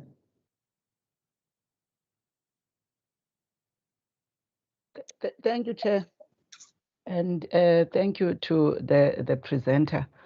I must say the presentation was highly technical, and I'm sure having received it this morning, it makes it a bit a challenge to a lay person who is not a procurement specialist. I thought let me raise that upfront because the intention is really for us to understand this economic procurement strategy of the province.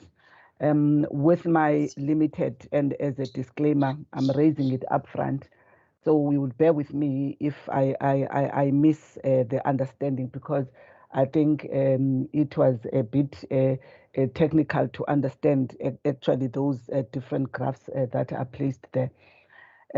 Chair, I just want to understand, because I remember this discussion was triggered in the main in our SCOPA discussions primarily by policy alignment and coherence in as far as this procurement strategy versus what we have in the triple PFA, and again, particularly in the triple BE.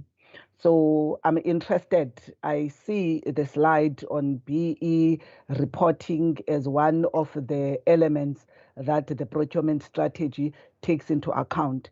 But I continue to raise that compliance issue, which is what actually triggered the conversation that we held in the various SCOPA departmental conversations, including the one on the Premier on this matter. So if just a response can be given around the alignment of this procurement strategy to the directives in particular of the Triple BE Act as stipulated. And particularly in the Premier's department, I would like to understand, because I remember even in debates in the House, the Premier indicated that the Triple BE Commission has therefore communicated compliance to the departments in the province on their Triple BE reporting. Is that the case? Can that letter be shared with us as the committee on the matter of Triple BE compliance? The other one, Chair, is that I didn't get it in the last slide, whether the discussion of alignment to the provincial economic recovery, does it mean that the strategy is in place and actually is the basis of our current procurement approach as a province, or it's still a document still in discussion? Perhaps I missed in the explanation, if that could be clarified. And then lastly, for now, Chair, I would like to understand who is covered by this strategy. Is it all provincial government departments with their provincial state-owned entities? Does it also include the local government, that is the municipalities in the province, in terms of application of this strategy?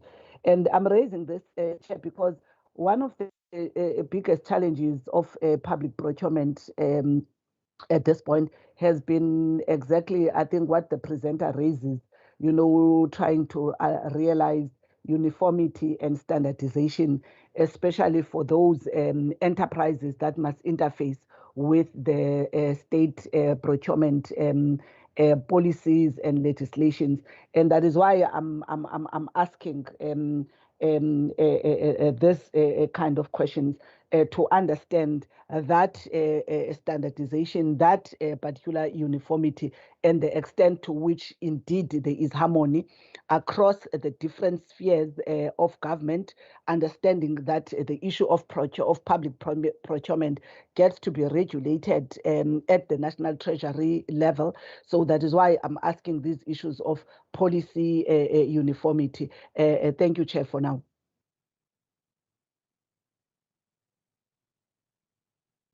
Honorable America. After you,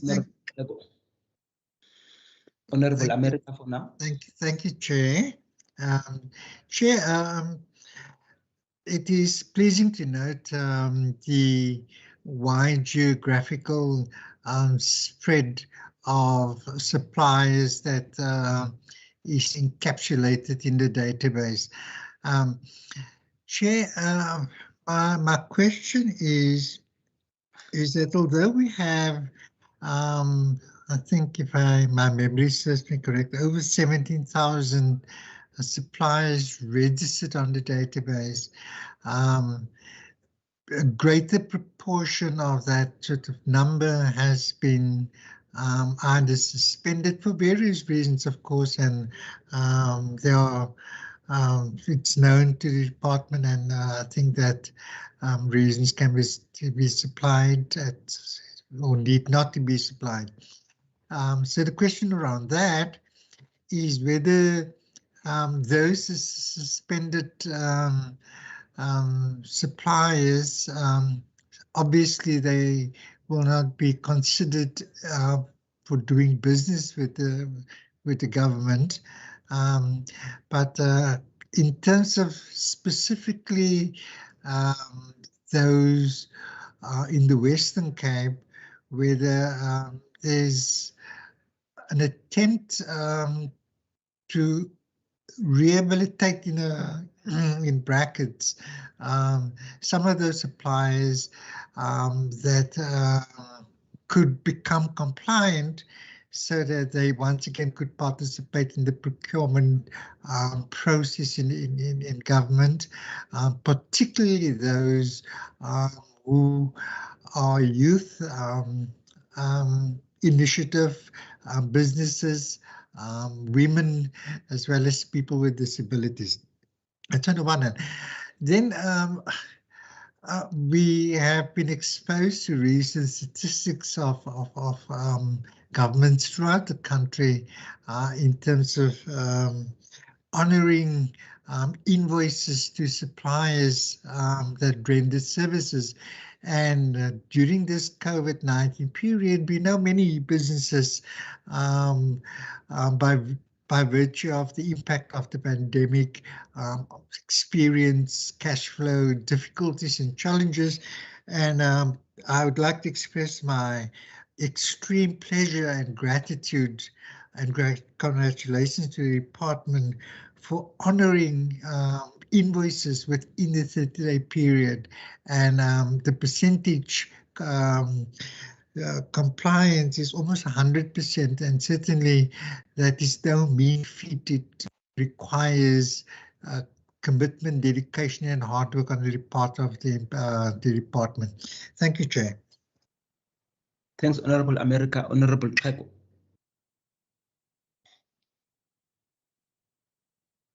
Thanks, Chair.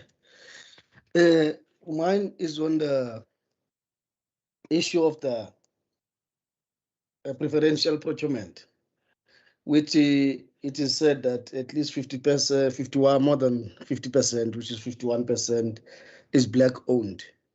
Now, what I want to understand is that can we have a breakdown of this so that we would get the actual statistics in terms of the provincial demographics? Because for us to just look at it at a blanket approach that it is black owned, and all to find out there are certain ethnic groupings that do not benefit at all, because black is very much broad. So we need to understand as to who exactly is benefiting here.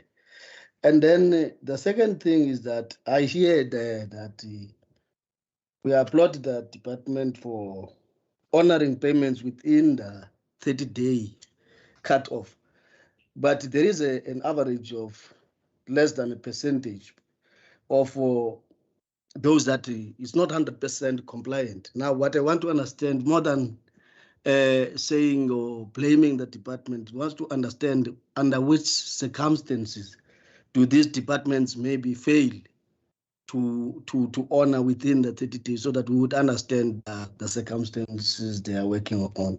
And then lastly, the issue of the Pick and Pay conversion of Spaza Shop to try and assist them to be the independent businesses in our townships.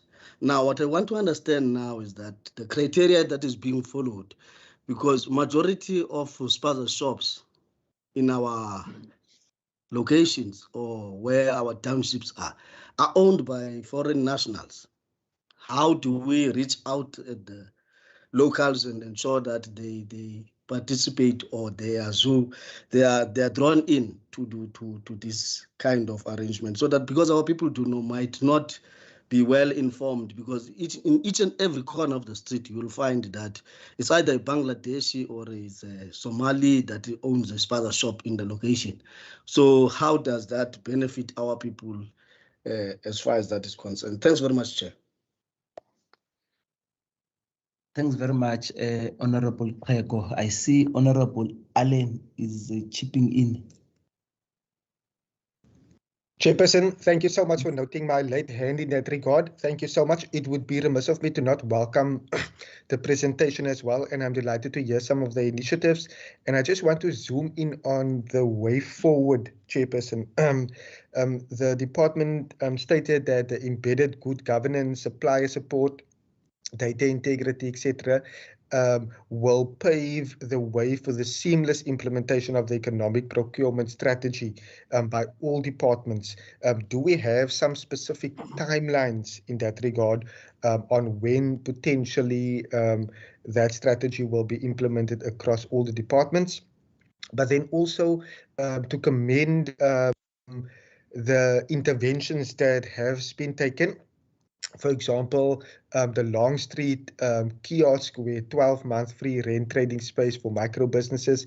I have personally visited the Pick and Pay Market Store initiative situated in Delft, which is owned by South Africans, and it is it's amazing that small businesses, black-owned businesses, are able to that conversion were able to take place, and we were delighted to hear. I was especially delighted to hear some of the feedback personally from that particular owner in Delft. So thank you so much to the DG and the department for the presentation. Thank you.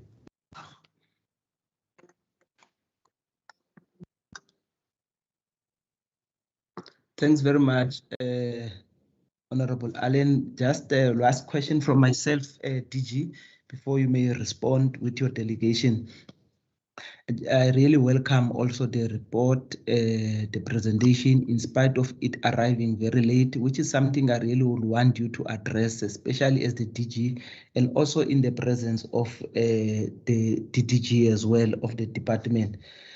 Now, you know, the difference between this presentation and the previous presentation we had from almost, I will say, similar department or related department, that the previous presentation, because it was given to us timeously, to a certain extent, it leaves you with no questions to ask, except you want to see, hey, can I go practically to those places I see? Because sometimes when you get this presentation, we get this report, we make our own references, either by phoning to check whether certain things are they really as they are presented, and so on and so on. Now, so that was the difference with the previous presentation. It almost left you with no question to ask. You have to comment it. Now, the previous department, but with this one, we received it just before the start of the meeting. And it makes it very difficult to engage with it. And it's highly technical and then also theoretical in nature. So I would really like the DG and also the DDG as well of the department to please try and address this thing, because sometimes when we say we want this report, it's not because we're trying to be difficult. We want to familiarize ourselves so that we can participate meaningfully in the debate in terms of asking questions. It kind of makes things a little bit difficult, but we'll try. One of my two questions I really want to have in engaging with the discussion, because of its nature, it's difficult not to also try and ask questions that are academic in nature, because if you take the triple PEE, the Preferential Procurement Policy, together with the triple PEE, I just wanted to check which one is which. Is it this procurement policy supposed to replace triple PEE, or do you want them to work in tandem, or do you want them to complement each other? Is the one maybe above the other? It might be good that if you can just clarify the difference there.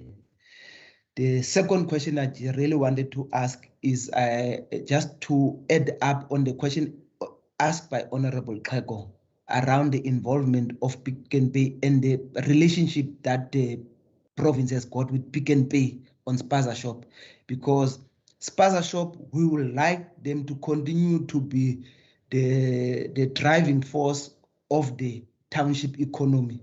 Now, Pick n Pay is the big brother. I don't think they really got the interest of the Spaza Shop. If they can, they would like to eat them up. As you know, the capitalist economy is always monopolistic in nature. The big would like to eat the small.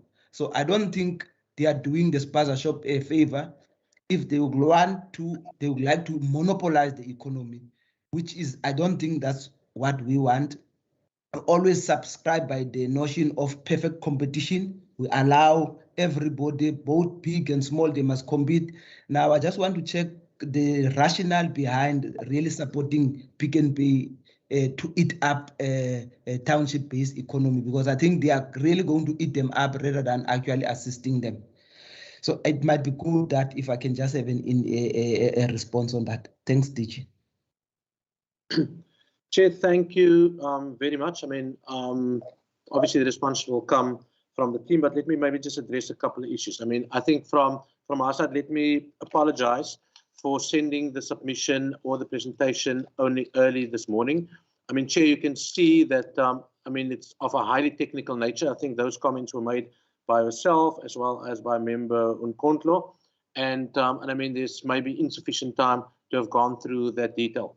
So expected from our side, Chair, that we will definitely in future try and get the stuff to you quite earlier. But obviously, as I said in the beginning, it's actually a collective effort by 3 departments, and we had to make sure, you know, that we've got all our information absolutely everything's sort of in a row, and everything is kind of perfect. Chair, what I will also propose, and I mean, I know that you've asked for further breakdown, particularly by member Xhego, is that we're quite prepared to actually engage with you on some of the detail that is in this presentation.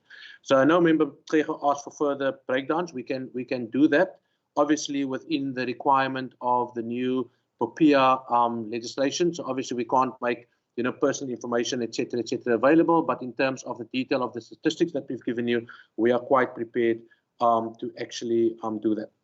Chair, from my side, I mean, we're quite clear. I mean, Cabinet approved a strategy, and the strategy is basically an approach that Cabinet approved, and Cabinet has then asked the department to go back and to actually work out the timelines. And I know Member Allen asked about the issue around the timelines, and at the moment, between the Department of Economic Development and Tourism and the Treasury, we are busy working out those particular timelines, and those timelines and the approach will then inform the policy, but that is only after the thing has actually gone back to Cabinet. So the ultimate policy custodians in this space is the Provincial Cabinet, and obviously in the further development work that we are doing between the 3 departments, we will take into account the requirements of the BBBEE Act, as well as the Preferential Procurement Policy Framework legislation. So that then also deals, Chair, I think, with your particular question.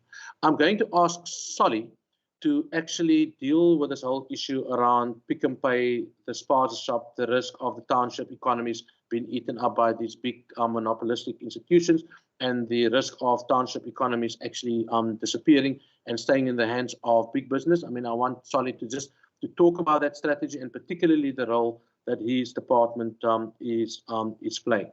So before I ask Solly to come in, Chair, I would also maybe just like to talk about this issue around the BBBEE compliance. I mean, Member Xhego has, also Member Nkontlo has raised it, and I also know that she's raised it a couple of times, you know, in our own session. I mean, I've personally taken this matter up. We've met with the commissioner either 3 or 4 times, and in those meetings, we had the DTIC there, we had the National Treasury there, we had our relevant departments there, and Chair, we have written back to the Commission as it relates to our position and our interpretation. It's a matter of interpretation of the law. Okay, and they've written back to us, and I mean, I will gladly supply, you know, that communication to you, Chair. I mean, if you rule accordingly. But at the moment, we're basically waiting for the DTIC to make the appropriate amendments in the legislation. That is what they have promised to at least get clarity. And in the meantime, the departments have taken a position to continue to submit the reports. I think it's 30 days after the approval of the annual reports in the format that has been agreed to between the National Treasury and the DTIC. And until the legal issues are sorted, I mean, we will then obviously, you know, do what it is that we need to do. So that matter, Chair, is hanging, obviously pending sorting out the legislation. And as I said, National Treasury as the custodians have been there, the DTICC as the custodians for the BBB commissioner have been in the meetings, and we're all on the same page in terms of how we actually understand all these issues. Then on the preferential procurement statistics, I think I've spoken about that, and that we are prepared to give those breakdowns in terms of the POPIA legislation. So, Chair, I'm going to ask David, if you're okay with it, I'm going to ask Isaac maybe just to deal with the issue around the linkages between the BBBEE legislation, the preferential policy procurement legislation, and the work, particularly the policy work that we are doing in the space, and where are the particular alignments, and also maybe addressing some of the concerns that's been raised by some of the members, particularly Member Kontlo and also Member Kreeg, in terms of, you know, the policy environment. Isaac? David, you okay with that? Yes, absolutely. Thank you, Isaac. Thank you, DG. Thank you, Chair and members. Yes, I'll cover a couple of the areas, and maybe just afterwards, if there's anything that Nadia wants to contribute, if she can just add to that. I would like to start with the question by the Chair in terms of the BBBEE and the preferential procurement. So as far as the BBBEE is concerned, we're currently dealing in this presentation to the committee with procurement.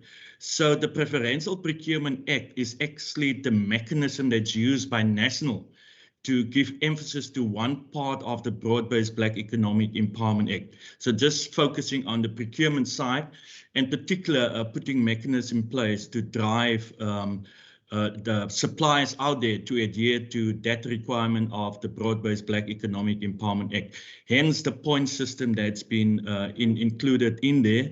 There are sometimes areas where it becomes a little bit in conflict. But the one act that basically drives us from a procurement perspective is the Preferential Procurement Policy Framework Act. Now, in terms of the BE levels, so although we have given a report on the amount of BE companies and also value attached to those particular BE companies, you'll also see in the report specific target areas that Nadia have indicated. For instance, 51% Black owned, emerging small companies, qualified small companies, military veterans, youth, women, disabilities. Those are all targets that's within the Preferential Procurement Policy Framework Act. And I also just want to indicate to the committee and to Member Nkontla that we basically fully align with the Preferential Procurement Act. The reason why we've taken this particular strategy, that we've got one way of implementing the Act, and that we don't leave it just to each and every procurement official to target those particular areas. Hence, we've also reformed our supply chain management environment, and particularly the focus, as Nadia have indicated, on the technology, so that we can have all that information to our disposal. And that also assists us to give you the information in terms of how much spent went to the regional environment, to small companies per se. There's also stats in terms of women-owned companies. And that is as a result of the decision that we've taken to drive this policy in a particular way. We do believe that that the one the one setback of the policy environment in the past in terms of the 2003 regulations, 2001 regulations and 2011 regulations have not included a monitoring mechanism.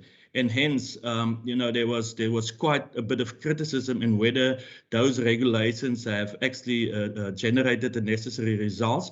Hence, the 2017 regulations. And as you can see, we've built a monitoring and performance system to give effect to the Preferential Procurement Policy Framework Act. As I've indicated, we fully align as far as the intention and the objectives and the outcomes of that act is concerned, and hence this report and the stats that was provided in the presentation give the committee idea in terms of what outcomes we've achieved as a provincial government on those particular issues. Just in terms of whether the policy is to which institutions this policy is applicable. It is applicable to the government, to the provincial government departments, and of course also the entities. But our whole approach to supply chain management, as far as information is concerned, the technology, the databases, we share that with all of the municipalities. Of course, from a Western Cape government, we've got a role to play as far as municipalities are concerned. Yes, we cannot dictate to them, but we can also guide them. So whatever we develop within the provincial space, we do share that through the supply chain forums and the MM forums with all of the municipalities. And you'll also find that in certain instances, these municipalities will adopt a particular approach. But then also one of the key areas that they're driving is also a development empowerment within their specific regional areas. So that, of course, is then also the responsibility of council within those particular municipalities. But as far as we're concerned, whatever we do on a provincial space, we do share that with municipalities at large as well. Just in terms of the payment, the question that was asked on the 1% payment, and the reason for that, unfortunately, we do not have all the information now, but there's various reasons for non-payment of invoices, and as you can see, it's a very small percentage. In most of the cases, it is in terms of incorrect invoicing compared to the orders that's been placed, and then also whether the goods and services has been delivered. So in the Western Cape, all our departments have got a vigorous internal control process to make sure that whatever payment we make to suppliers, that we have received that particular value. And when there are discrepancies, we're quite serious of sending those invoices back to suppliers to rectify it. Then, of course, also sometimes what happens is that those invoices also land in the incorrect places as well. But as you can see, it's really a small percentage in terms of the value of payments or invoices that we pay after or that's not paid within the 30-day payment as well. Then, in terms of alignment with the economic recovery plan. Maybe I should ask Solly to respond to that. But what we've done, particularly in terms of the pandemic, we've actually changed some of our processes to cater for some of the needs. For instance, the supplier database for cloth masks and so on, which we focused on SMMEs. So DG, if I can maybe just ask Nadia if there's anything else that she would like to add to what I've responded to. Wonderful. Nana, thanks for that, Isaac. Nadia Ibrahim. Thank you, DG. Through the chair, I think Isaac answered most of it. I think the one that he did not answer is what we do in terms of looking at the suppliers that become suspended on the database and how do we look at rehabilitating them. There is a dedicated workforce that we pull together in terms of managing what we call the supplier, the Western Cape Supply Evidence Bank, and there's resources that consistently flag any fluctuation in compliancy requirements with suppliers, and there's early warning messages, and we give that support 24/7 in terms of looking at a supplier coming through and how do we take them into the process to become compliant, whether it's tax requirements or BEE certification or any filling out the compliance bid documents. So that dedicated support happens, and we do send early reminders to all suppliers that where their compliance requirements become suspended, and provide that support. Cool. Obviously, we can't do the compliancy for them, so that is dependent on the suppliers also coming back with the relevant evidence and information to uplift their suspended status. No, thank you, Nadia. Chair, there are only 2 questions remaining. I've ticked everything off. It's to Solly, and it's really the issue around maybe this is strategy alignment to the recovery plan, but maybe also talk about particularly the issue around jobs. And then obviously, Solly, the other question around Pick and Pay, local business, parcel shops, etc. Solly, can you maybe respond to that? Yes, thank you, DG. I'll go through that quickly. Obviously, the linkage to the recovery plan for us. Sorry, just before you may continue, I just want it so that we can all deal with questions. There might be follow-ups, maybe, because I see 2 hands. It will be good that if we just hear those hands, and then when we respond, we know that we are just responding to everything. Let's first, I take it Honorable Nkondlo might be a follow-up or something that you think might have not been responded to. Honorable Nkondlo. No, apologies, Chair. I think I just wanted to throw in I think one is a follow-up and the other one is a new question. And I'm happy, I think, with the response on the BE engagements that are still pending and the information that the DG says he could share with us on the current state of that matter. So I'll be guided if you want me to proceed with my questions. Okay. Honorable Van der Westhuizen. Yes, thank you, Chair. My question is a quick one. Can I just ask, when does the term or the period of the 30 days for invoices start? Is it on the date that the invoice is received? Is it on the date that the responsible official has signed off and say, I approve payment of this invoice? I'm happy that the goods or the services have been rendered. And I'm happy with the quality. If we could just get an indication of that very, very small percentage that are delayed, whether, well, we've now heard sometimes invoices end up in the wrong place, etc. But whether, some of them may be due to the finance department, or is it perhaps on the procurement where people must say, I'm happy, go ahead, please pay. Thank you. Thanks very much, Honorable. You may continue.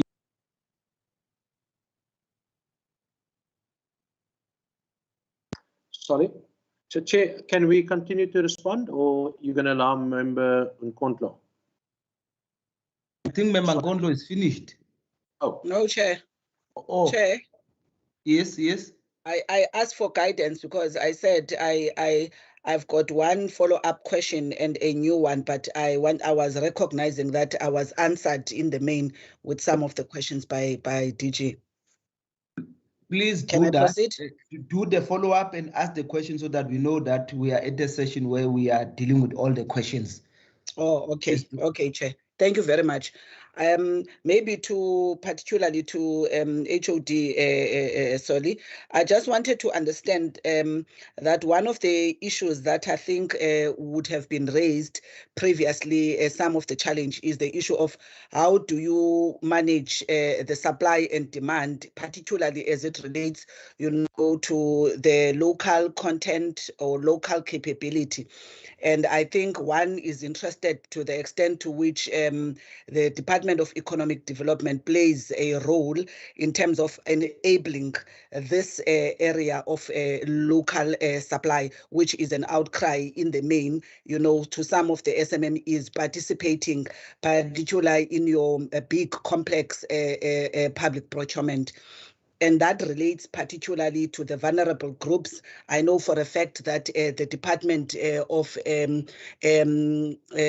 Human Settlements, I think, and also in the main infrastructure, you'll find that there are challenges of attracting, compliant women-owned businesses, in the construction space as an example. So I'm just trying to understand whether, as part of this public procurement policy approach that is integrated, what role is the department playing in ensuring from the supply and demand side that capability is really being responded to, especially with specific reference to particular sectors and industry in the provincial economy?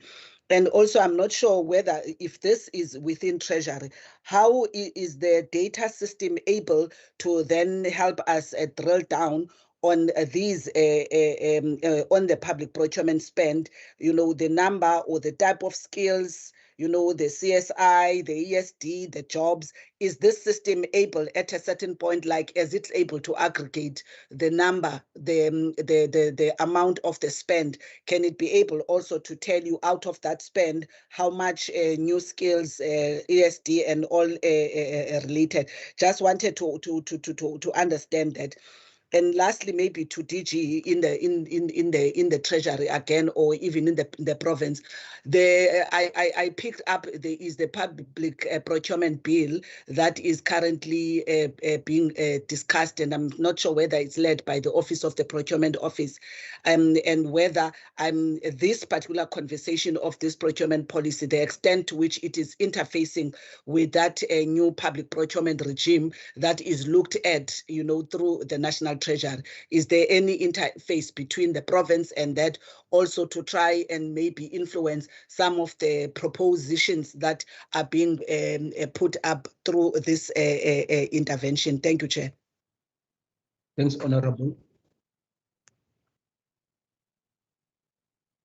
Sally, can you maybe respond to those two issues? Obviously, the pick and pay stuff, and the further question by Member Nkontlo, and we'll come back to the others. Yeah, just there was another question on linking it to the economic recovery side of the recovery plan, and of course everything for us goes around stimulating job growth and the ability to attract businesses to be able to create opportunities for growth and jobs.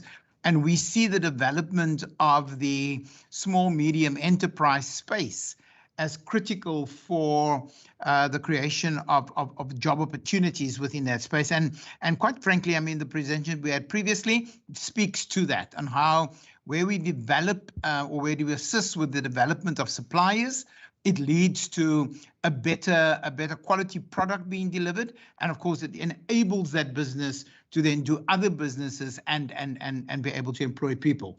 As far as Pick n Pay is concerned, I mean, it's a very interesting model. We obviously needed to respond to the challenges of South African-owned spaza shops within townships. Pick n Pay has also done this very effectively in the Gauteng province with the Gauteng Department of Economic Development, and then obviously in the Western Cape we are partnering with them. And the issue really is around a couple of things. First of all, many of the South African-owned spaza shops has a pricing competition in the acquisition of goods because of the fact that there isn't a broader platform of purchase, like happens with a lot of times with the foreign shop owners. They buy in communities, they buy in bulk, and so the individual shops then benefit from that pricing mechanism. Pick n Pay then, the Pick n Pay model provides that for South African spaza shop owners. I think it's important also to note that this model, and why we're supporting it, it is not a franchise model. So it's not a Pick n Pay franchising model. Those spaza shop owners are owners of their store. They own the store, and the link to Pick n Pay is that they benefit from the Pick n Pay logistics chain. So it's important for us to note that. Also in townships generally in townships, there's a lack of shopping malls and choice for people. So to be able to come and provide a wider range of choices at competitive pricing, that just enables a far greater degree of economic activity within the township space. Of course, the model in itself is a supplier development model.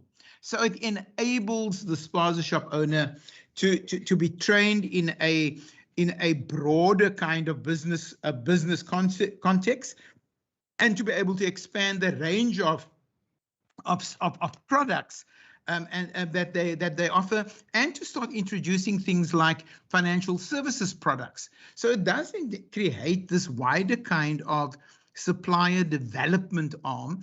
And I think that in most of the stores that we have been involved in, we've seen the transfer of owner or the establishment of ownership of a bigger store, a wider footprint, and of course more jobs being created. And that for us is the important part. Member Nkondlo's second question on how do we merge supply and demand on local content capabilities. Of course, it is again one of those areas, and I think our booster fund has been aimed to drive this, where we develop or we use the booster fund, or we use those kind of programs as a supplier development program, where we push the ability of service providers to provide at a higher level. Of course, there's always going to be challenges of the attraction of alignment of where people are at for the products that they've got to do. And therefore we partner quite seriously with CEDA and with CIFA and the Small Business Development Department at national level to provide those kind of tools for businesses to be able to improve their capabilities and to be able to deliver at a higher level. So that role is being played, where it's largely for the development of these smaller business owners to be able to compete at a level where they have got enhanced capabilities, and where they are, obviously that is not just for a government contract or a government tender, but it enables them to do it for obviously other businesses as well, thereby creating sustainability of those businesses going forward. Thank you, Chair. Thank you, Solid. Chair, then the last two issues by Member Nkondlo. I mean, the one issue is on the 30, or the one question was actually asked by a member from the West Station on the 30-day stuff. I mean, that's governed by the legislation. So if you look at NTR 8.23, I mean, if you've got your PFMA with you, it says that all payments due to creditors must be settled within 30 days from receipt of invoice. That's basically what it says, but that's also on the assumption that that invoice is full and complete and that the goods, etc., has been delivered. If there's any issue that's not non-compliant, obviously that invoice gets pushed back to the supplier. Then, Chair, on the questions by Member Nkondlo, and I'm again going to ask maybe David or Isaac just to respond to the issue on the systems or the data that comes from the systems. But on the public procurement bill, there is engagement and interface between ourselves, legal services, that's now in my department, as well as the Treasury, in providing and putting together some comments. Okay, and obviously those comments happen within our environment and also our own understanding. But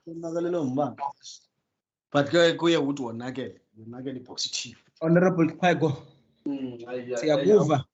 Honorable Kwego. Siyakuva mhlekazi.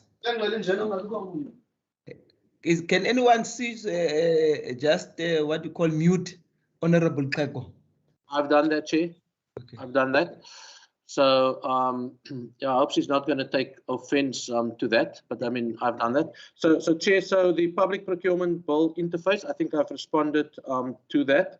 There are workings, and we're working all together in the space. So I'm going to ask either David or Isaac to just respond to the issue on the data spend and the procurement spend. Chair, I will ask Isaac to respond, but just to say that there is an almost indefinite amount of data one try and collect, but that this is not always. It's our systems are still evolving in that respect. So maybe I can just ask Isaac and Nadia to just indicate where we are in the evolution of our data sets. Okay, thank you, David. Yeah, at this particular point in time, member Nkontla, our systems have not been developed to such an extent. So when we need information to is what you require, we do then liaise with each and every department. But on a provincial level, we have not developed the systems to do that.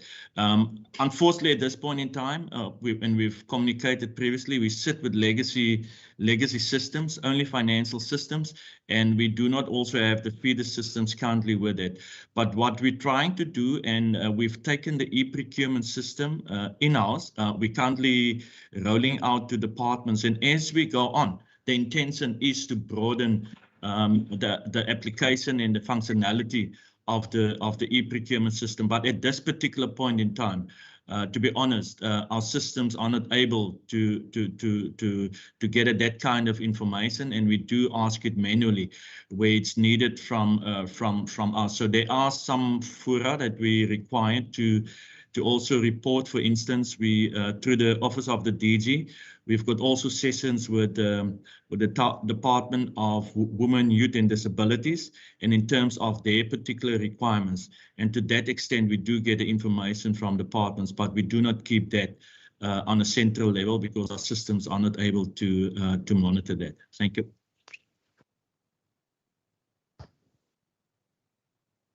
Chair, that then I think concludes to all our responses to all the questions that's been raised. And again, I want to express my thanks for those questions and for the responses by the team. Thanks. Back to you, Chair. Thank you very much, DG. And I see there are no further questions from the honorable members. Once again, let me make use of this opportunity. Please rectify the issue of the report next time because it assists us. The earlier we get the reports, the better. At times, you can even say, having looked at the report, who knows, we might even think that there is not even a need for us to interact because the report itself is straightforward and clear. So we really would like to get the report timely because they help us a lot in engaging in the discussion. Thank you very much to you, DG, and the rest of your staff that has been accompanying you. Thank you very much. Now, honorable members, we are going to move to Casidra. Mr. David, is Casidra in the house?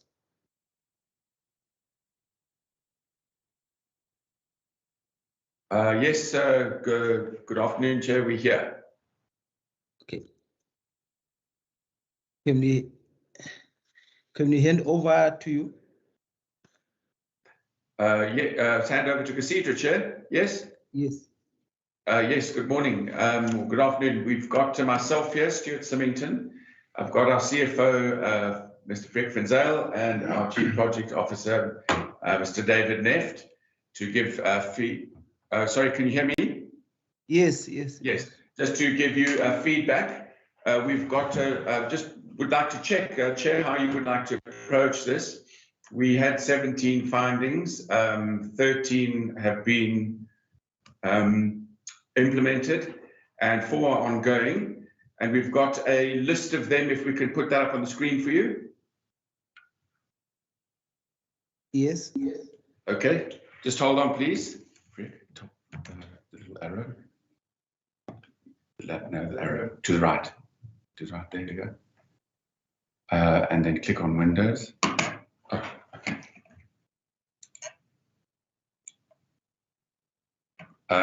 Chair, can you see them? Yes. Now, just check just before you may start, man, Yes. Why were you not able to send this to us beforehand so that we can also familiarize ourselves with it? Chairman, apologies. I'm not sure where it slipped through the cracks. Maybe it was my assumption that you had copies of this already. So would you mind us doing it this way? No, I really don't have a problem, but of course you must know that then it's going to be, it might be a bit difficult for some of us to engage with it, but it's fine. Please go ahead. Right, thank you, Chair. I will hand over to our Chief Financial Officer to answer the relevant questions from his division and the Chief Project Officer for his division. Over to Mr. Van Zyl. Chair, thank you. Just in quick summary, last year, the findings that you are looking at now, Casidra received 30 findings, and this year the Auditor General completed his audit, and the comments are down now to only 11, and the majority of them is, although raised by the Auditor General, is not material. So what we've done here, and this is from the audit from the current year's audit report, because every year after the first thing that the Auditor General does is to go back and see what happened with last year's findings. So this is now in quicker summary. We've 4 findings is ongoing, meaning to get systems in line with legislation and so forth. And the remainder of the findings had actually been dealt with. Further to what was reported last year, the procurement administrator received a final warning and then eventually was dismissed. He took us to the CCMA, and Casidra, the CCMA ruled in both cases in favor of Casidra, and we've appointed another person in that position. So to a large extent, the majority of our problems have now been attended to. In this year's audit report, the Auditor General then also reported that 13 of the audit recommendations of the 2019-20 year had been dealt with, and 4 is still ongoing. That in a nutshell is a summary from regarding the audit findings. We will definitely forward you this document so that you can see. This is a copy and paste from the Auditor General's report last year, but the progress in that regard has now been updated, and we can make this available to you as well.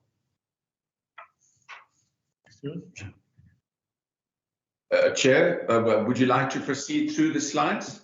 Just before you may continue, I see there's a hand up, Honorable Nkondlo. No, Chair, just help me here to follow. Was what has just been the summary that was provided not part of the presentation? Because I'm like, what is in front of my screen and what has been just been provided now, I'm not finding, so I'm not following. So that's why I was just raising my hand. Is it something outside of the presentation which was just said now, and then we're still gonna get into the presentation that is on our screen?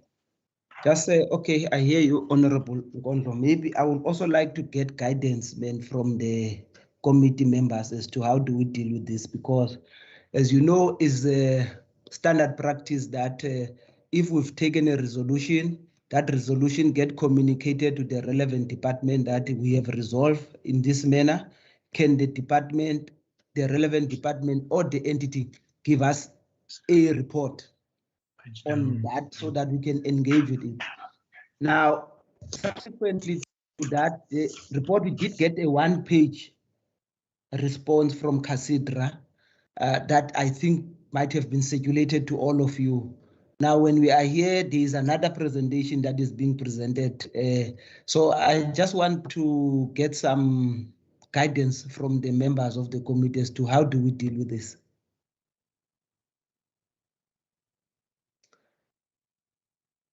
I see Honorable Maseko.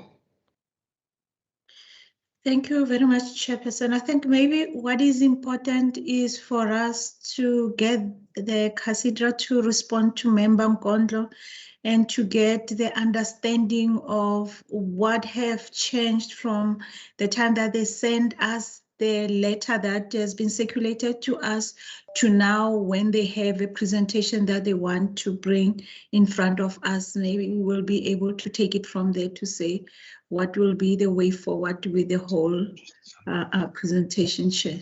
The question. Thank you very much, Honorable Maseko. I think Honorable Ngondo, you want to add? Or you covered? No, Chair, I think I will take that guidance from Member Maseko, and because I was going to say, if, I mean, they are still not ready, we can allow them to go back and then send the presentation, but I would allow, I think, the proposal of Member Maseko so that we can dispense on this matter. Okay. Now, Casidra, if you may actually respond, because as I've indicated, there is standard practice. If there is a meeting, you were in a presentation together with your Department of Agriculture, where there were certain issues that were raised. And at the previous meeting, when the Department of Agriculture had to give their report, you were also part of the meeting. We were expecting a report from you, but we learned that you were not prepared on that when we asked a question from Casidra, and we gave you an opportunity to go back so that you can prepare a report to us. And thereafter, you send us a one-page, half a page response, which has been circulated to all of us, which was signed by Mr. Van Zyl.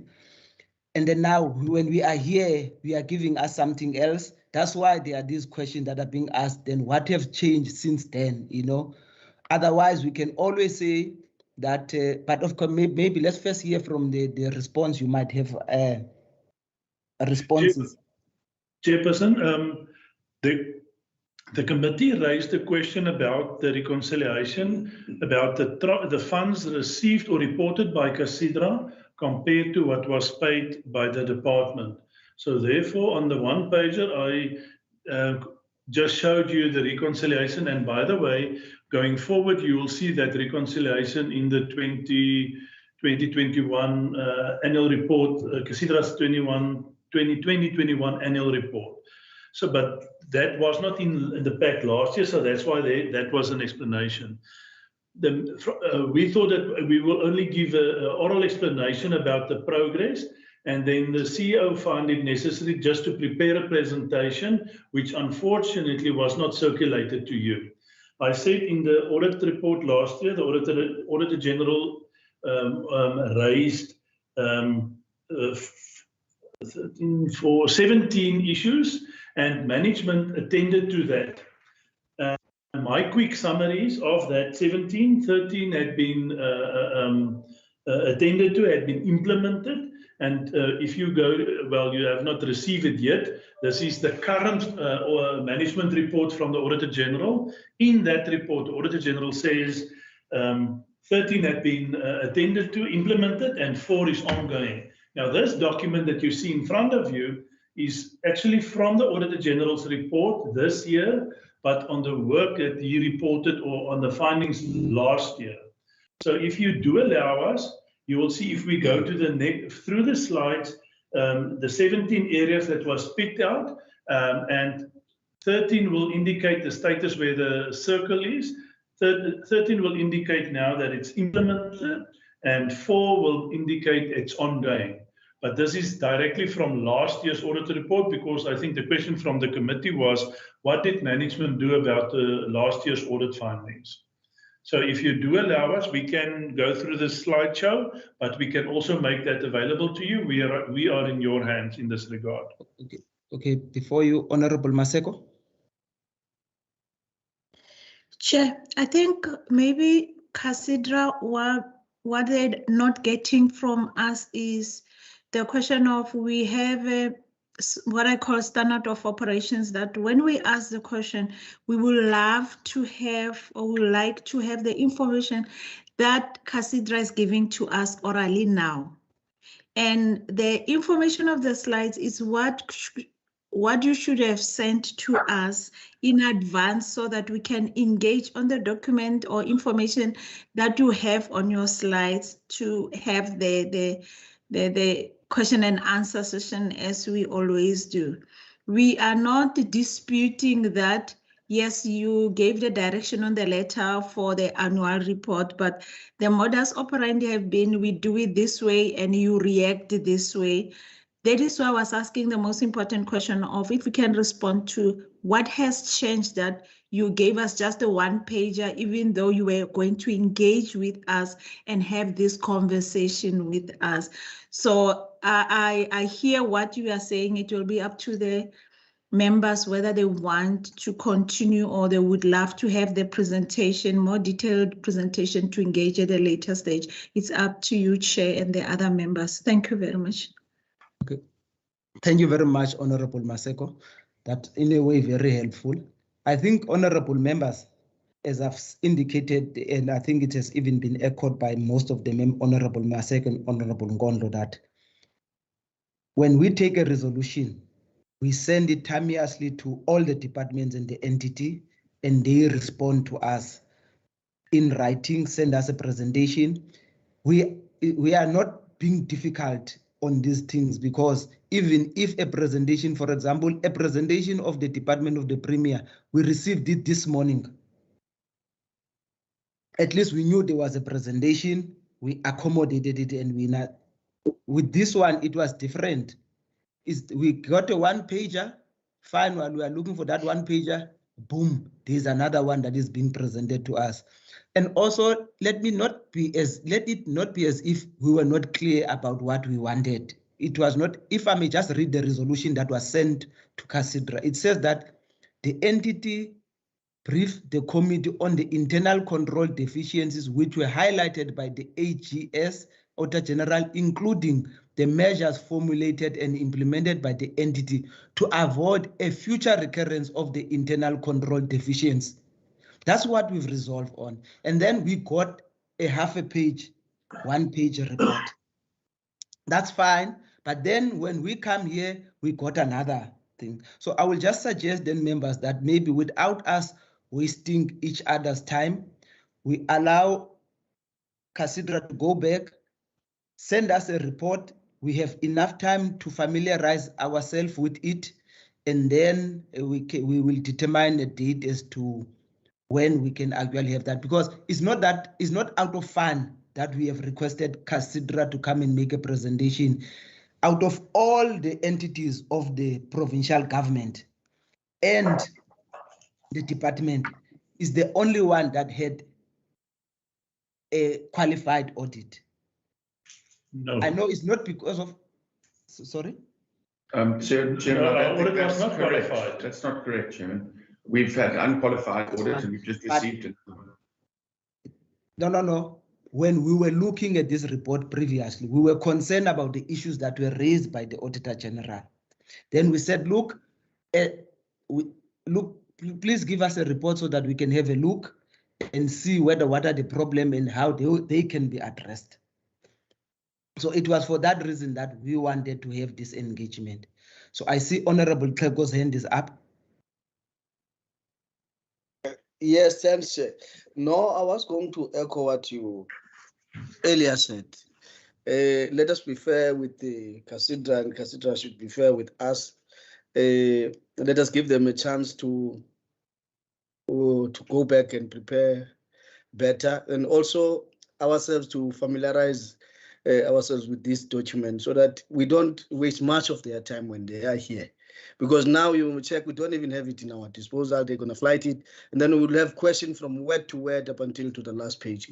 These are the things that we could have maybe avoided. And like you said, the first presentation was communicated to us in advance, and then that presentation resulted in us not even having much questions, because some of the questions we managed to answer them ourselves whilst we were preparing for the meeting itself. So mine would be to second you to say, let's get the document, familiarize ourselves with it, and then maybe they come back in the next time with a clear presentation. Thank you very much, Chair. No, thank you very much. I think then, honorable members, let's then agreed on that maybe because of the nature of things as they are in front of us, we will allow CASIDRA to go back, refine the report and send it to us and answer it in terms of how we have actually sent the questions, the resolution to them. And then we'll determine a date as to when we are going to meet, because I see one of the slot is going to be next week. Maybe if it's going to be next week because there's the is going to be the third, and then we'll take it from there. Honorable Maseko. Thank you, Chair. I just wanted to add also that maybe if CASIDRA didn't get the resolution, maybe it might be how we structured our resolution. The interpretation was not the same. That has to be the communication between you, procedural officer, and the CASIDRA so that they can have an understanding of what is it that we agreed on the resolution for them to give us the information that we need. That conversation of camera, if it can happen, it will add value also maybe to them. We mustn't take it for granted that maybe they do understand our resolution, only to find that interpretation is different. No, thank you very much. Thank you, That is helpful. I just want to check, Mr. Davids. David, Dustin? Dustin? Dustin, are you in? Hello, Dustin? I just wanted to check. I just wanted maybe from CASIDRA, did you get the resolution as I was actually reading it to you? Chairperson, yes, we got it. And I think the big misunderstanding was that we will do an oral presentation. And that's why I said that the CEO thought maybe give some background to it. So therefore, we've learned our lessons. In future, we will make sure that we answer you in detail in writing so that you have it in front of you. Chairman, Stuart here, I plead ignorance. Being relatively new into the job, I thought that this would be sufficient, more than sufficient, to clarify for you the issues surrounding those findings, which happened in the previous financial year, not the one that's just gone. And so I take responsibility, I take blame for that, and we will repair it in the way requested and come back to you. Thank you very much, gentlemen. As I said, that mostly in most of our meetings, we are not trying to be difficult or trying to pinpoint difficulties in your report.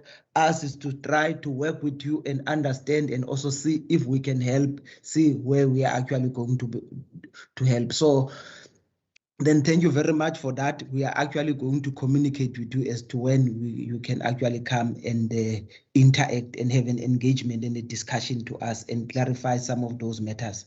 Thank you very much. Thank you. Thanks. And then thank you very much. You can be excused as the committee is going to continue with its business of office. Yeah. That we are still need to deal with. Thank you very much, gentlemen. Chair, can we then log off now? Yes, please. Yes. In summary, Chair, I just want to give you the assurance the matters had been addressed.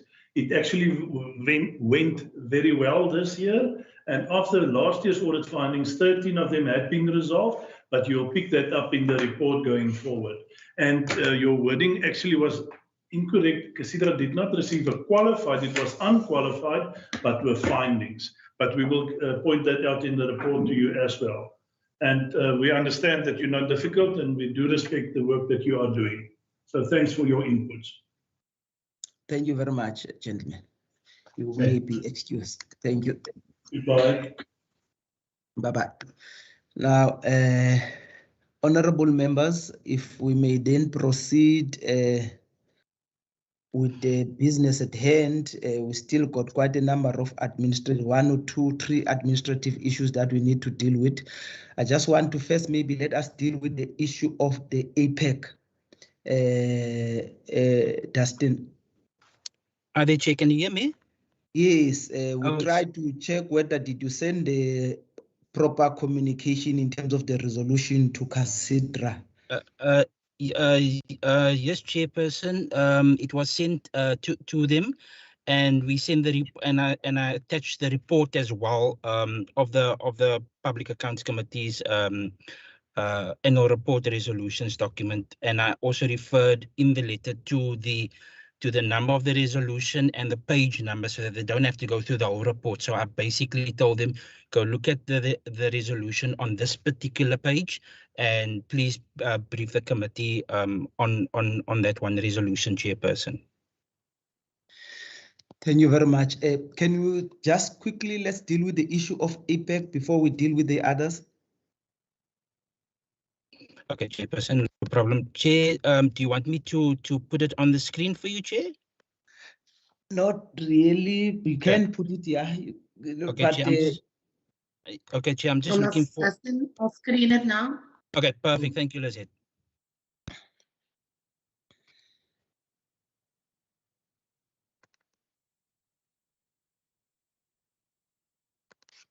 Okay, Dustin, you go. Some I can't find it now. Okay, no, it's fine. It's fine. Chair, I've just located it. I'm just screening it for you. Please hold for me. Let me just do this quickly. There we go. Can you see, Chair? Yes. I think just generally, honorable members, as has been sent to you as well, communicated with you, is just an annual general meeting that will be held on the 30th of September to the 1st, and they need us to send delegates. We are allowed 6 delegates with not more than 3 support staff members. Normally, I know they are the what do you call Congress of Delegates that is normally being held, but this is going to be an annual general meeting. Can I just get an indication of members who are available to attend? Member Maseko? Member Maseko? Including myself, Chair. Member America? The chairperson? Chairperson? Yes. May I suggest that the procedural officer, with your approval, approach our permanent member Deirdre Bartman in this regard as well, in order to hear her view. I would want to recommend I would want to recommend her to attend, but obviously then for the administration to confirm that. Thank you. No problem. We'll take note of that. Yeah. I think then so far, Honorable America, Honorable Maseko, Honorable Bartman, and myself. Okay, then the support staff will just inform the APEC people accordingly. Now, the next issue then, Dustin, will be should we deal with the minutes? As per your direction, Chairperson. Okay, if you can just then slide the minutes. No problem, Chair. So Ms. Klute will just flag the minutes of the 25th of June, Chair. All of our other minutes are up to date. All the other minutes for June has been adopted by the committee on the 25th of June, Chair. So this is the only minutes outstanding, Chair. Ms. Klute, if we can just go down. Thank you. So there, Chair, there's all the apologies and attendances, Chair. Okay. And then, Chair, basically, we just had the welcome and attendance up there, Chair, and then basically, as per just the norm of our minutes, Chair, we've basically just put the briefing session in proper context, Chairperson, just to, yeah. And then on our third page, Chair, there's just our resolutions, Chairperson.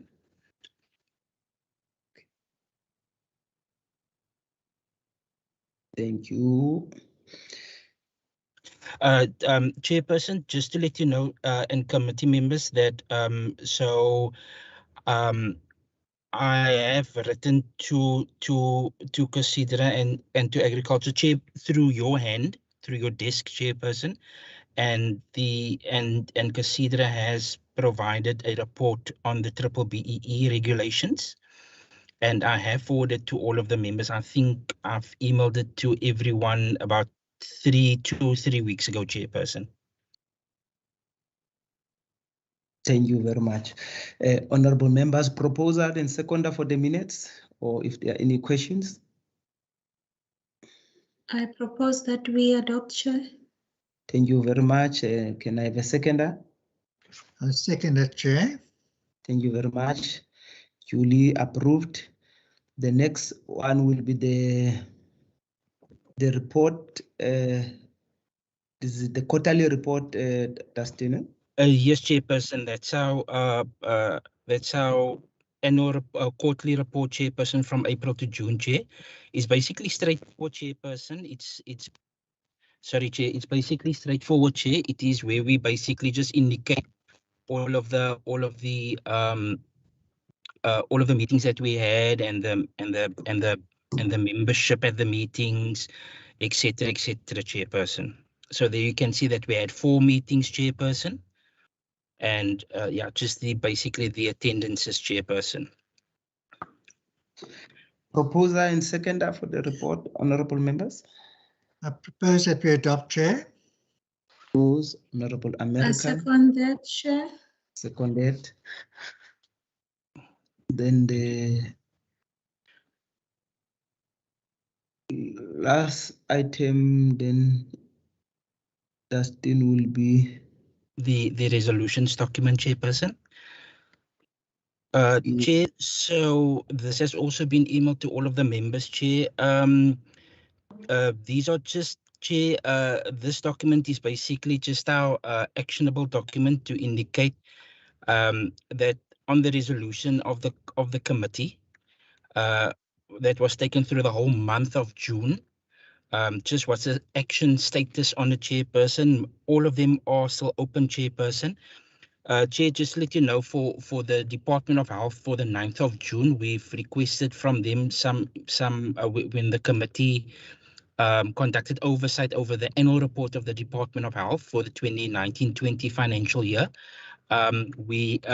The department actually sent this morning all of the requested information, Chair. So after this meeting, it will be forwarded to all of the members of the committee. And then, Chairperson, just to let you know that, for example, with like, for example, social development in Pretoria on the 4th of June, it was actually resolved that we get a report from the National Department. I've emailed them twice to request where's the information, and that was from the official letter that you sent them, Chairperson. In July, I've sent them 2 follow-up emails, and they still have not replied, Chairperson. Okay. And that you will see under table number 8, the 25th of June. There you will see, yeah, Chairperson. So you will so you will see there, Chairperson, that unfortunately some departments, like for example the National Department, is not coming back to us, Chairperson, and I just need some feedback from yourself and the committee members on how we're going to proceed, Chairperson, on that one particular matter. Thank you very much, Dustin. I think, honorable members, maybe that can be one of the practice we can do in future moving forward, because sometimes we do request presentation and departments come and make a presentation. I would really like us to have sometimes when I look at the presentation, I said to myself, we really don't need this department to come here. The report is straightforward. Even if they come and answer us questions, the report itself does answer certain questions. Maybe I want us at some point to say, look, we want this department to come and answer questions. Look, on this one, they don't need to come because we've seen the report. I think we are satisfied with the report. We're just happy with the report. Or if we see a report, once we've seen it, when we receive it, then we say, look, man, we think this one must come and report. Because sometimes, in all fairness, I think sometimes we do waste time with some of the presentation, you know. But I would want us to have a situation whereby we say, look, we've received this report. We don't think this department must come and present. We are satisfied with it. Then we know beforehand we don't need to bother departments to come and appear in front of us unnecessarily. I don't know what is the view of other members in future moving forward. Honorable Maseko. Chair, I totally agree with you that sometimes we have to just request the report from the department, and then that we can populate our program with what we see in front of us. But I was thinking that number two, if we can get our tracking document, not even our tracking document, our program that maybe Dustin, you populated the meetings that are going to happen so that we take a decision looking at what is in there, to say this will be written, this will be engagement, or what is it that we are going to do. Like now, automatically we know we have to engage with CASIDRA, and because CASIDRA didn't bring us, so you are going to populate that program.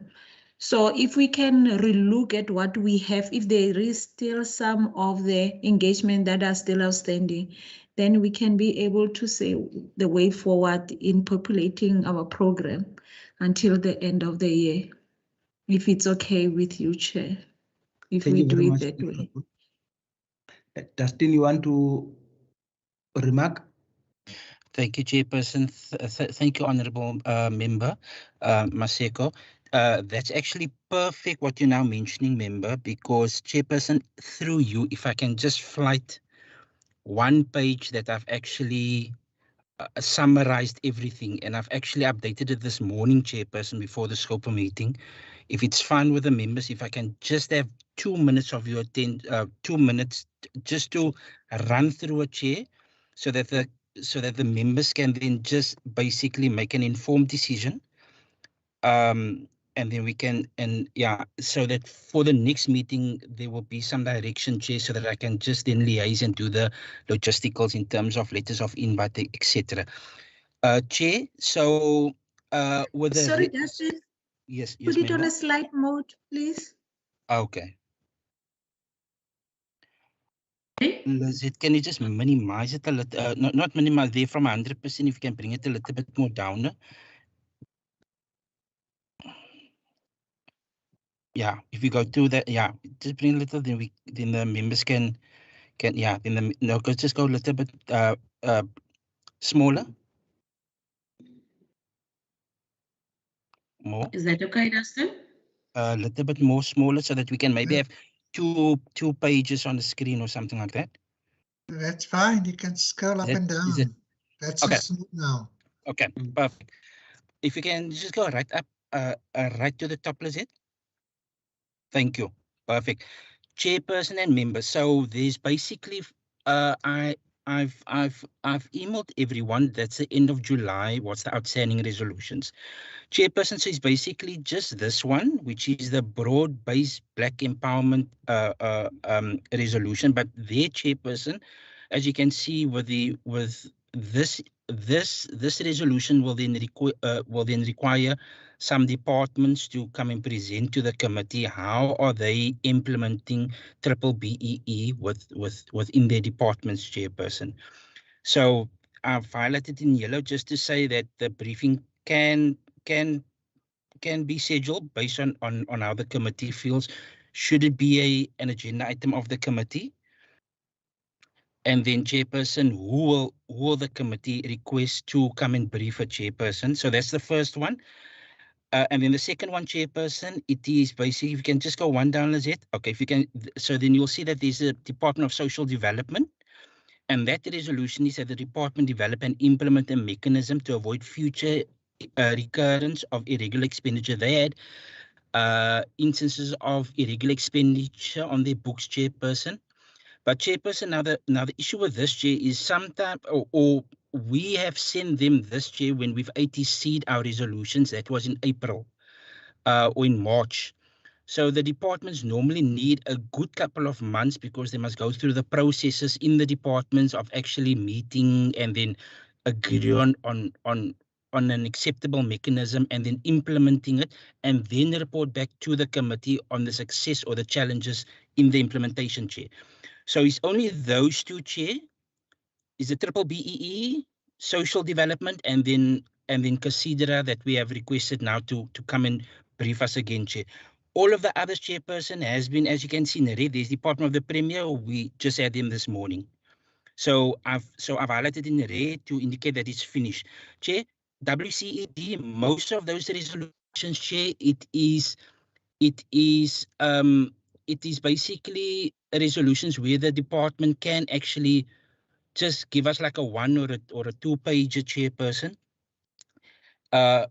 For example, if you read 7.4.1, I've there indicated this can be deferred to the Standing Committee on Education for further follow-up as the subject.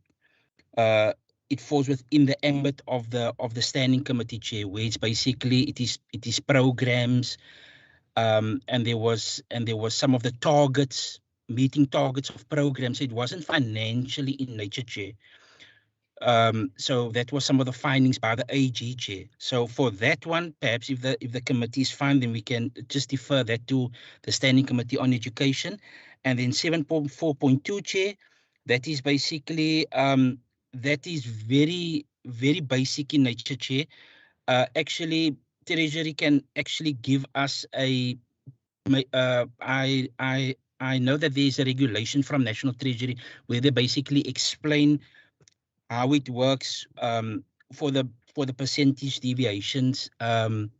Perhaps if the department can basically just give us, because I know, Chairperson, sorry, that it's 2% over and 2% under of the total appropriated funds spent. And then, Chair, 7.4.3,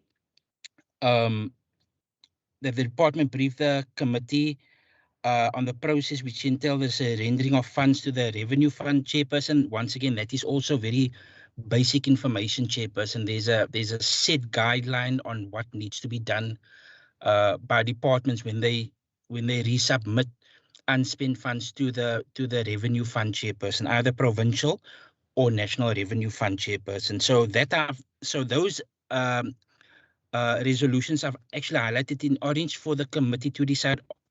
Are we going to ask them for reports, or are we going to ask the departments to come and give us a briefing on it, Chair? Environmental Affairs and Development Planning, Chair, I've been speaking to them in the week. I know that it was one of Member Maseko's resolutions that we get this department to come and brief on the waste management plan, the strategic plan on the waste management plan, the expenditure of it, etc., in the province.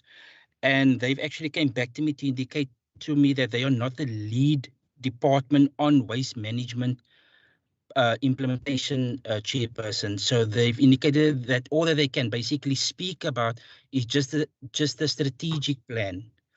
But there's no actionable outcomes that they can, because that falls within the scope of the City of Cape Town and another Department of Local Government, Chairperson.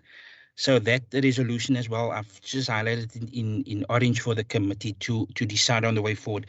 Then for the rest, Chairperson, it is basically all red, Chair. There's economic. They briefed us this morning. It's all red, Chair. So it's basically 2 outstanding resolutions, Chair. Which is orange resolutions. Which is? It's the triple BEE, Chair.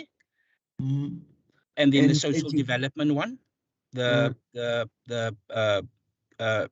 the national or provincial department? No, it's the provincial one, Chairperson, because they had findings that was identified by the Auditor General. This is social development, where they had irregular expenditure findings, Chairperson, and then the committee indicated that that the department must implement a mechanism to mitigate for future references any irregular expenditure. So it's only that one, Chair. From social development must do that, man. Sorry, Chair. I'm saying no. That can be referred to their standing committee, man, to deal with that. Look, there were some of those that seems to be transversal that we have taken. I will really prefer that the respective departments deal with their respective issues. Maybe from those departments we can just ask a report, you know, But for us to call them and so on, I really don't think, especially we know now we are also drawing towards the end of we are going to be looking at the annual reports very soon, you know. Yes. So I think a report really just in writing might be necessary. I don't think we can even go as far as saying they must come. Then on the issue of the BBBE, and then I see there's also the AG and so on, you know, also to begin to ask all the department or some department to come and brief us on the implementation, while it is a right thing to do. But, you know, sometimes, for example, I will always make an example. If for me, it was for me to decide, I really would have had that department, the Department of Economic Development and Tourism, to come and present to us this morning, because their report was clear and straightforward. You know, it answered any question that you needed to ask. Now, then on this thing of the BBBE, maybe it's something that can really assist us, because we've just had a presentation from the Department of the Premier on the preferential procurement policy. And the way they presented it, it allays all the fears and suspicion that you might have around the implementation of that. Maybe at some point I like one department, I think that was the Department of the Portfolio Committee on Economic Opportunities, when they had a workshop. Sometimes you realize that some of these people we ask questions about this department or these entities, they actually they are our partners rather than working against us. So I think maybe this thing, it's some of the issues you can just refer to a workshop. And then in the workshop, we can involve quite a broader number of people. They present, they ask us questions, and then after that, most of the things will be clear rather than saying that, look, they must come and make a presentation to us. So I will suggest that then on the issue of the issue of the other departments, they must just send us reports. We look at those reports. When it comes to BBBE, we consider maybe we don't think we must just have I would love to have a workshop on BBBE and also even on BBEE as well. And you'll find that those policies, they more kind of complement each other than actually opposing each other. It's just the way sometimes we understand them. We don't really understand them. So if you can have all of those people under one roof, explain them, you'll find that it's more convergence than divergence, really. So I will suggest then that some of this outstanding resolution, let them just send us a written report, and then based on those reports, we can decide what we are going to do. I see Honorable Maseko and Honorable Pego. Chair, I agree with you. If we can get the BBBE and request the department to write us those two policies and the difference, and then after we receive it, is then that we can engage. And the other ones, like Dustin was advising, I think we should follow his advice. And then we can continue in trying to see if we have some other dates, how do we populate those dates, Chair? Thank you, Honorable. Honorable Pego. Yes, thanks, Chair. I fully agree with what you have suggested, because previous you would note that sometimes other committees, they feel like we are stepping on their toes in terms of mandate and in terms of reference, and as well as in the way forward.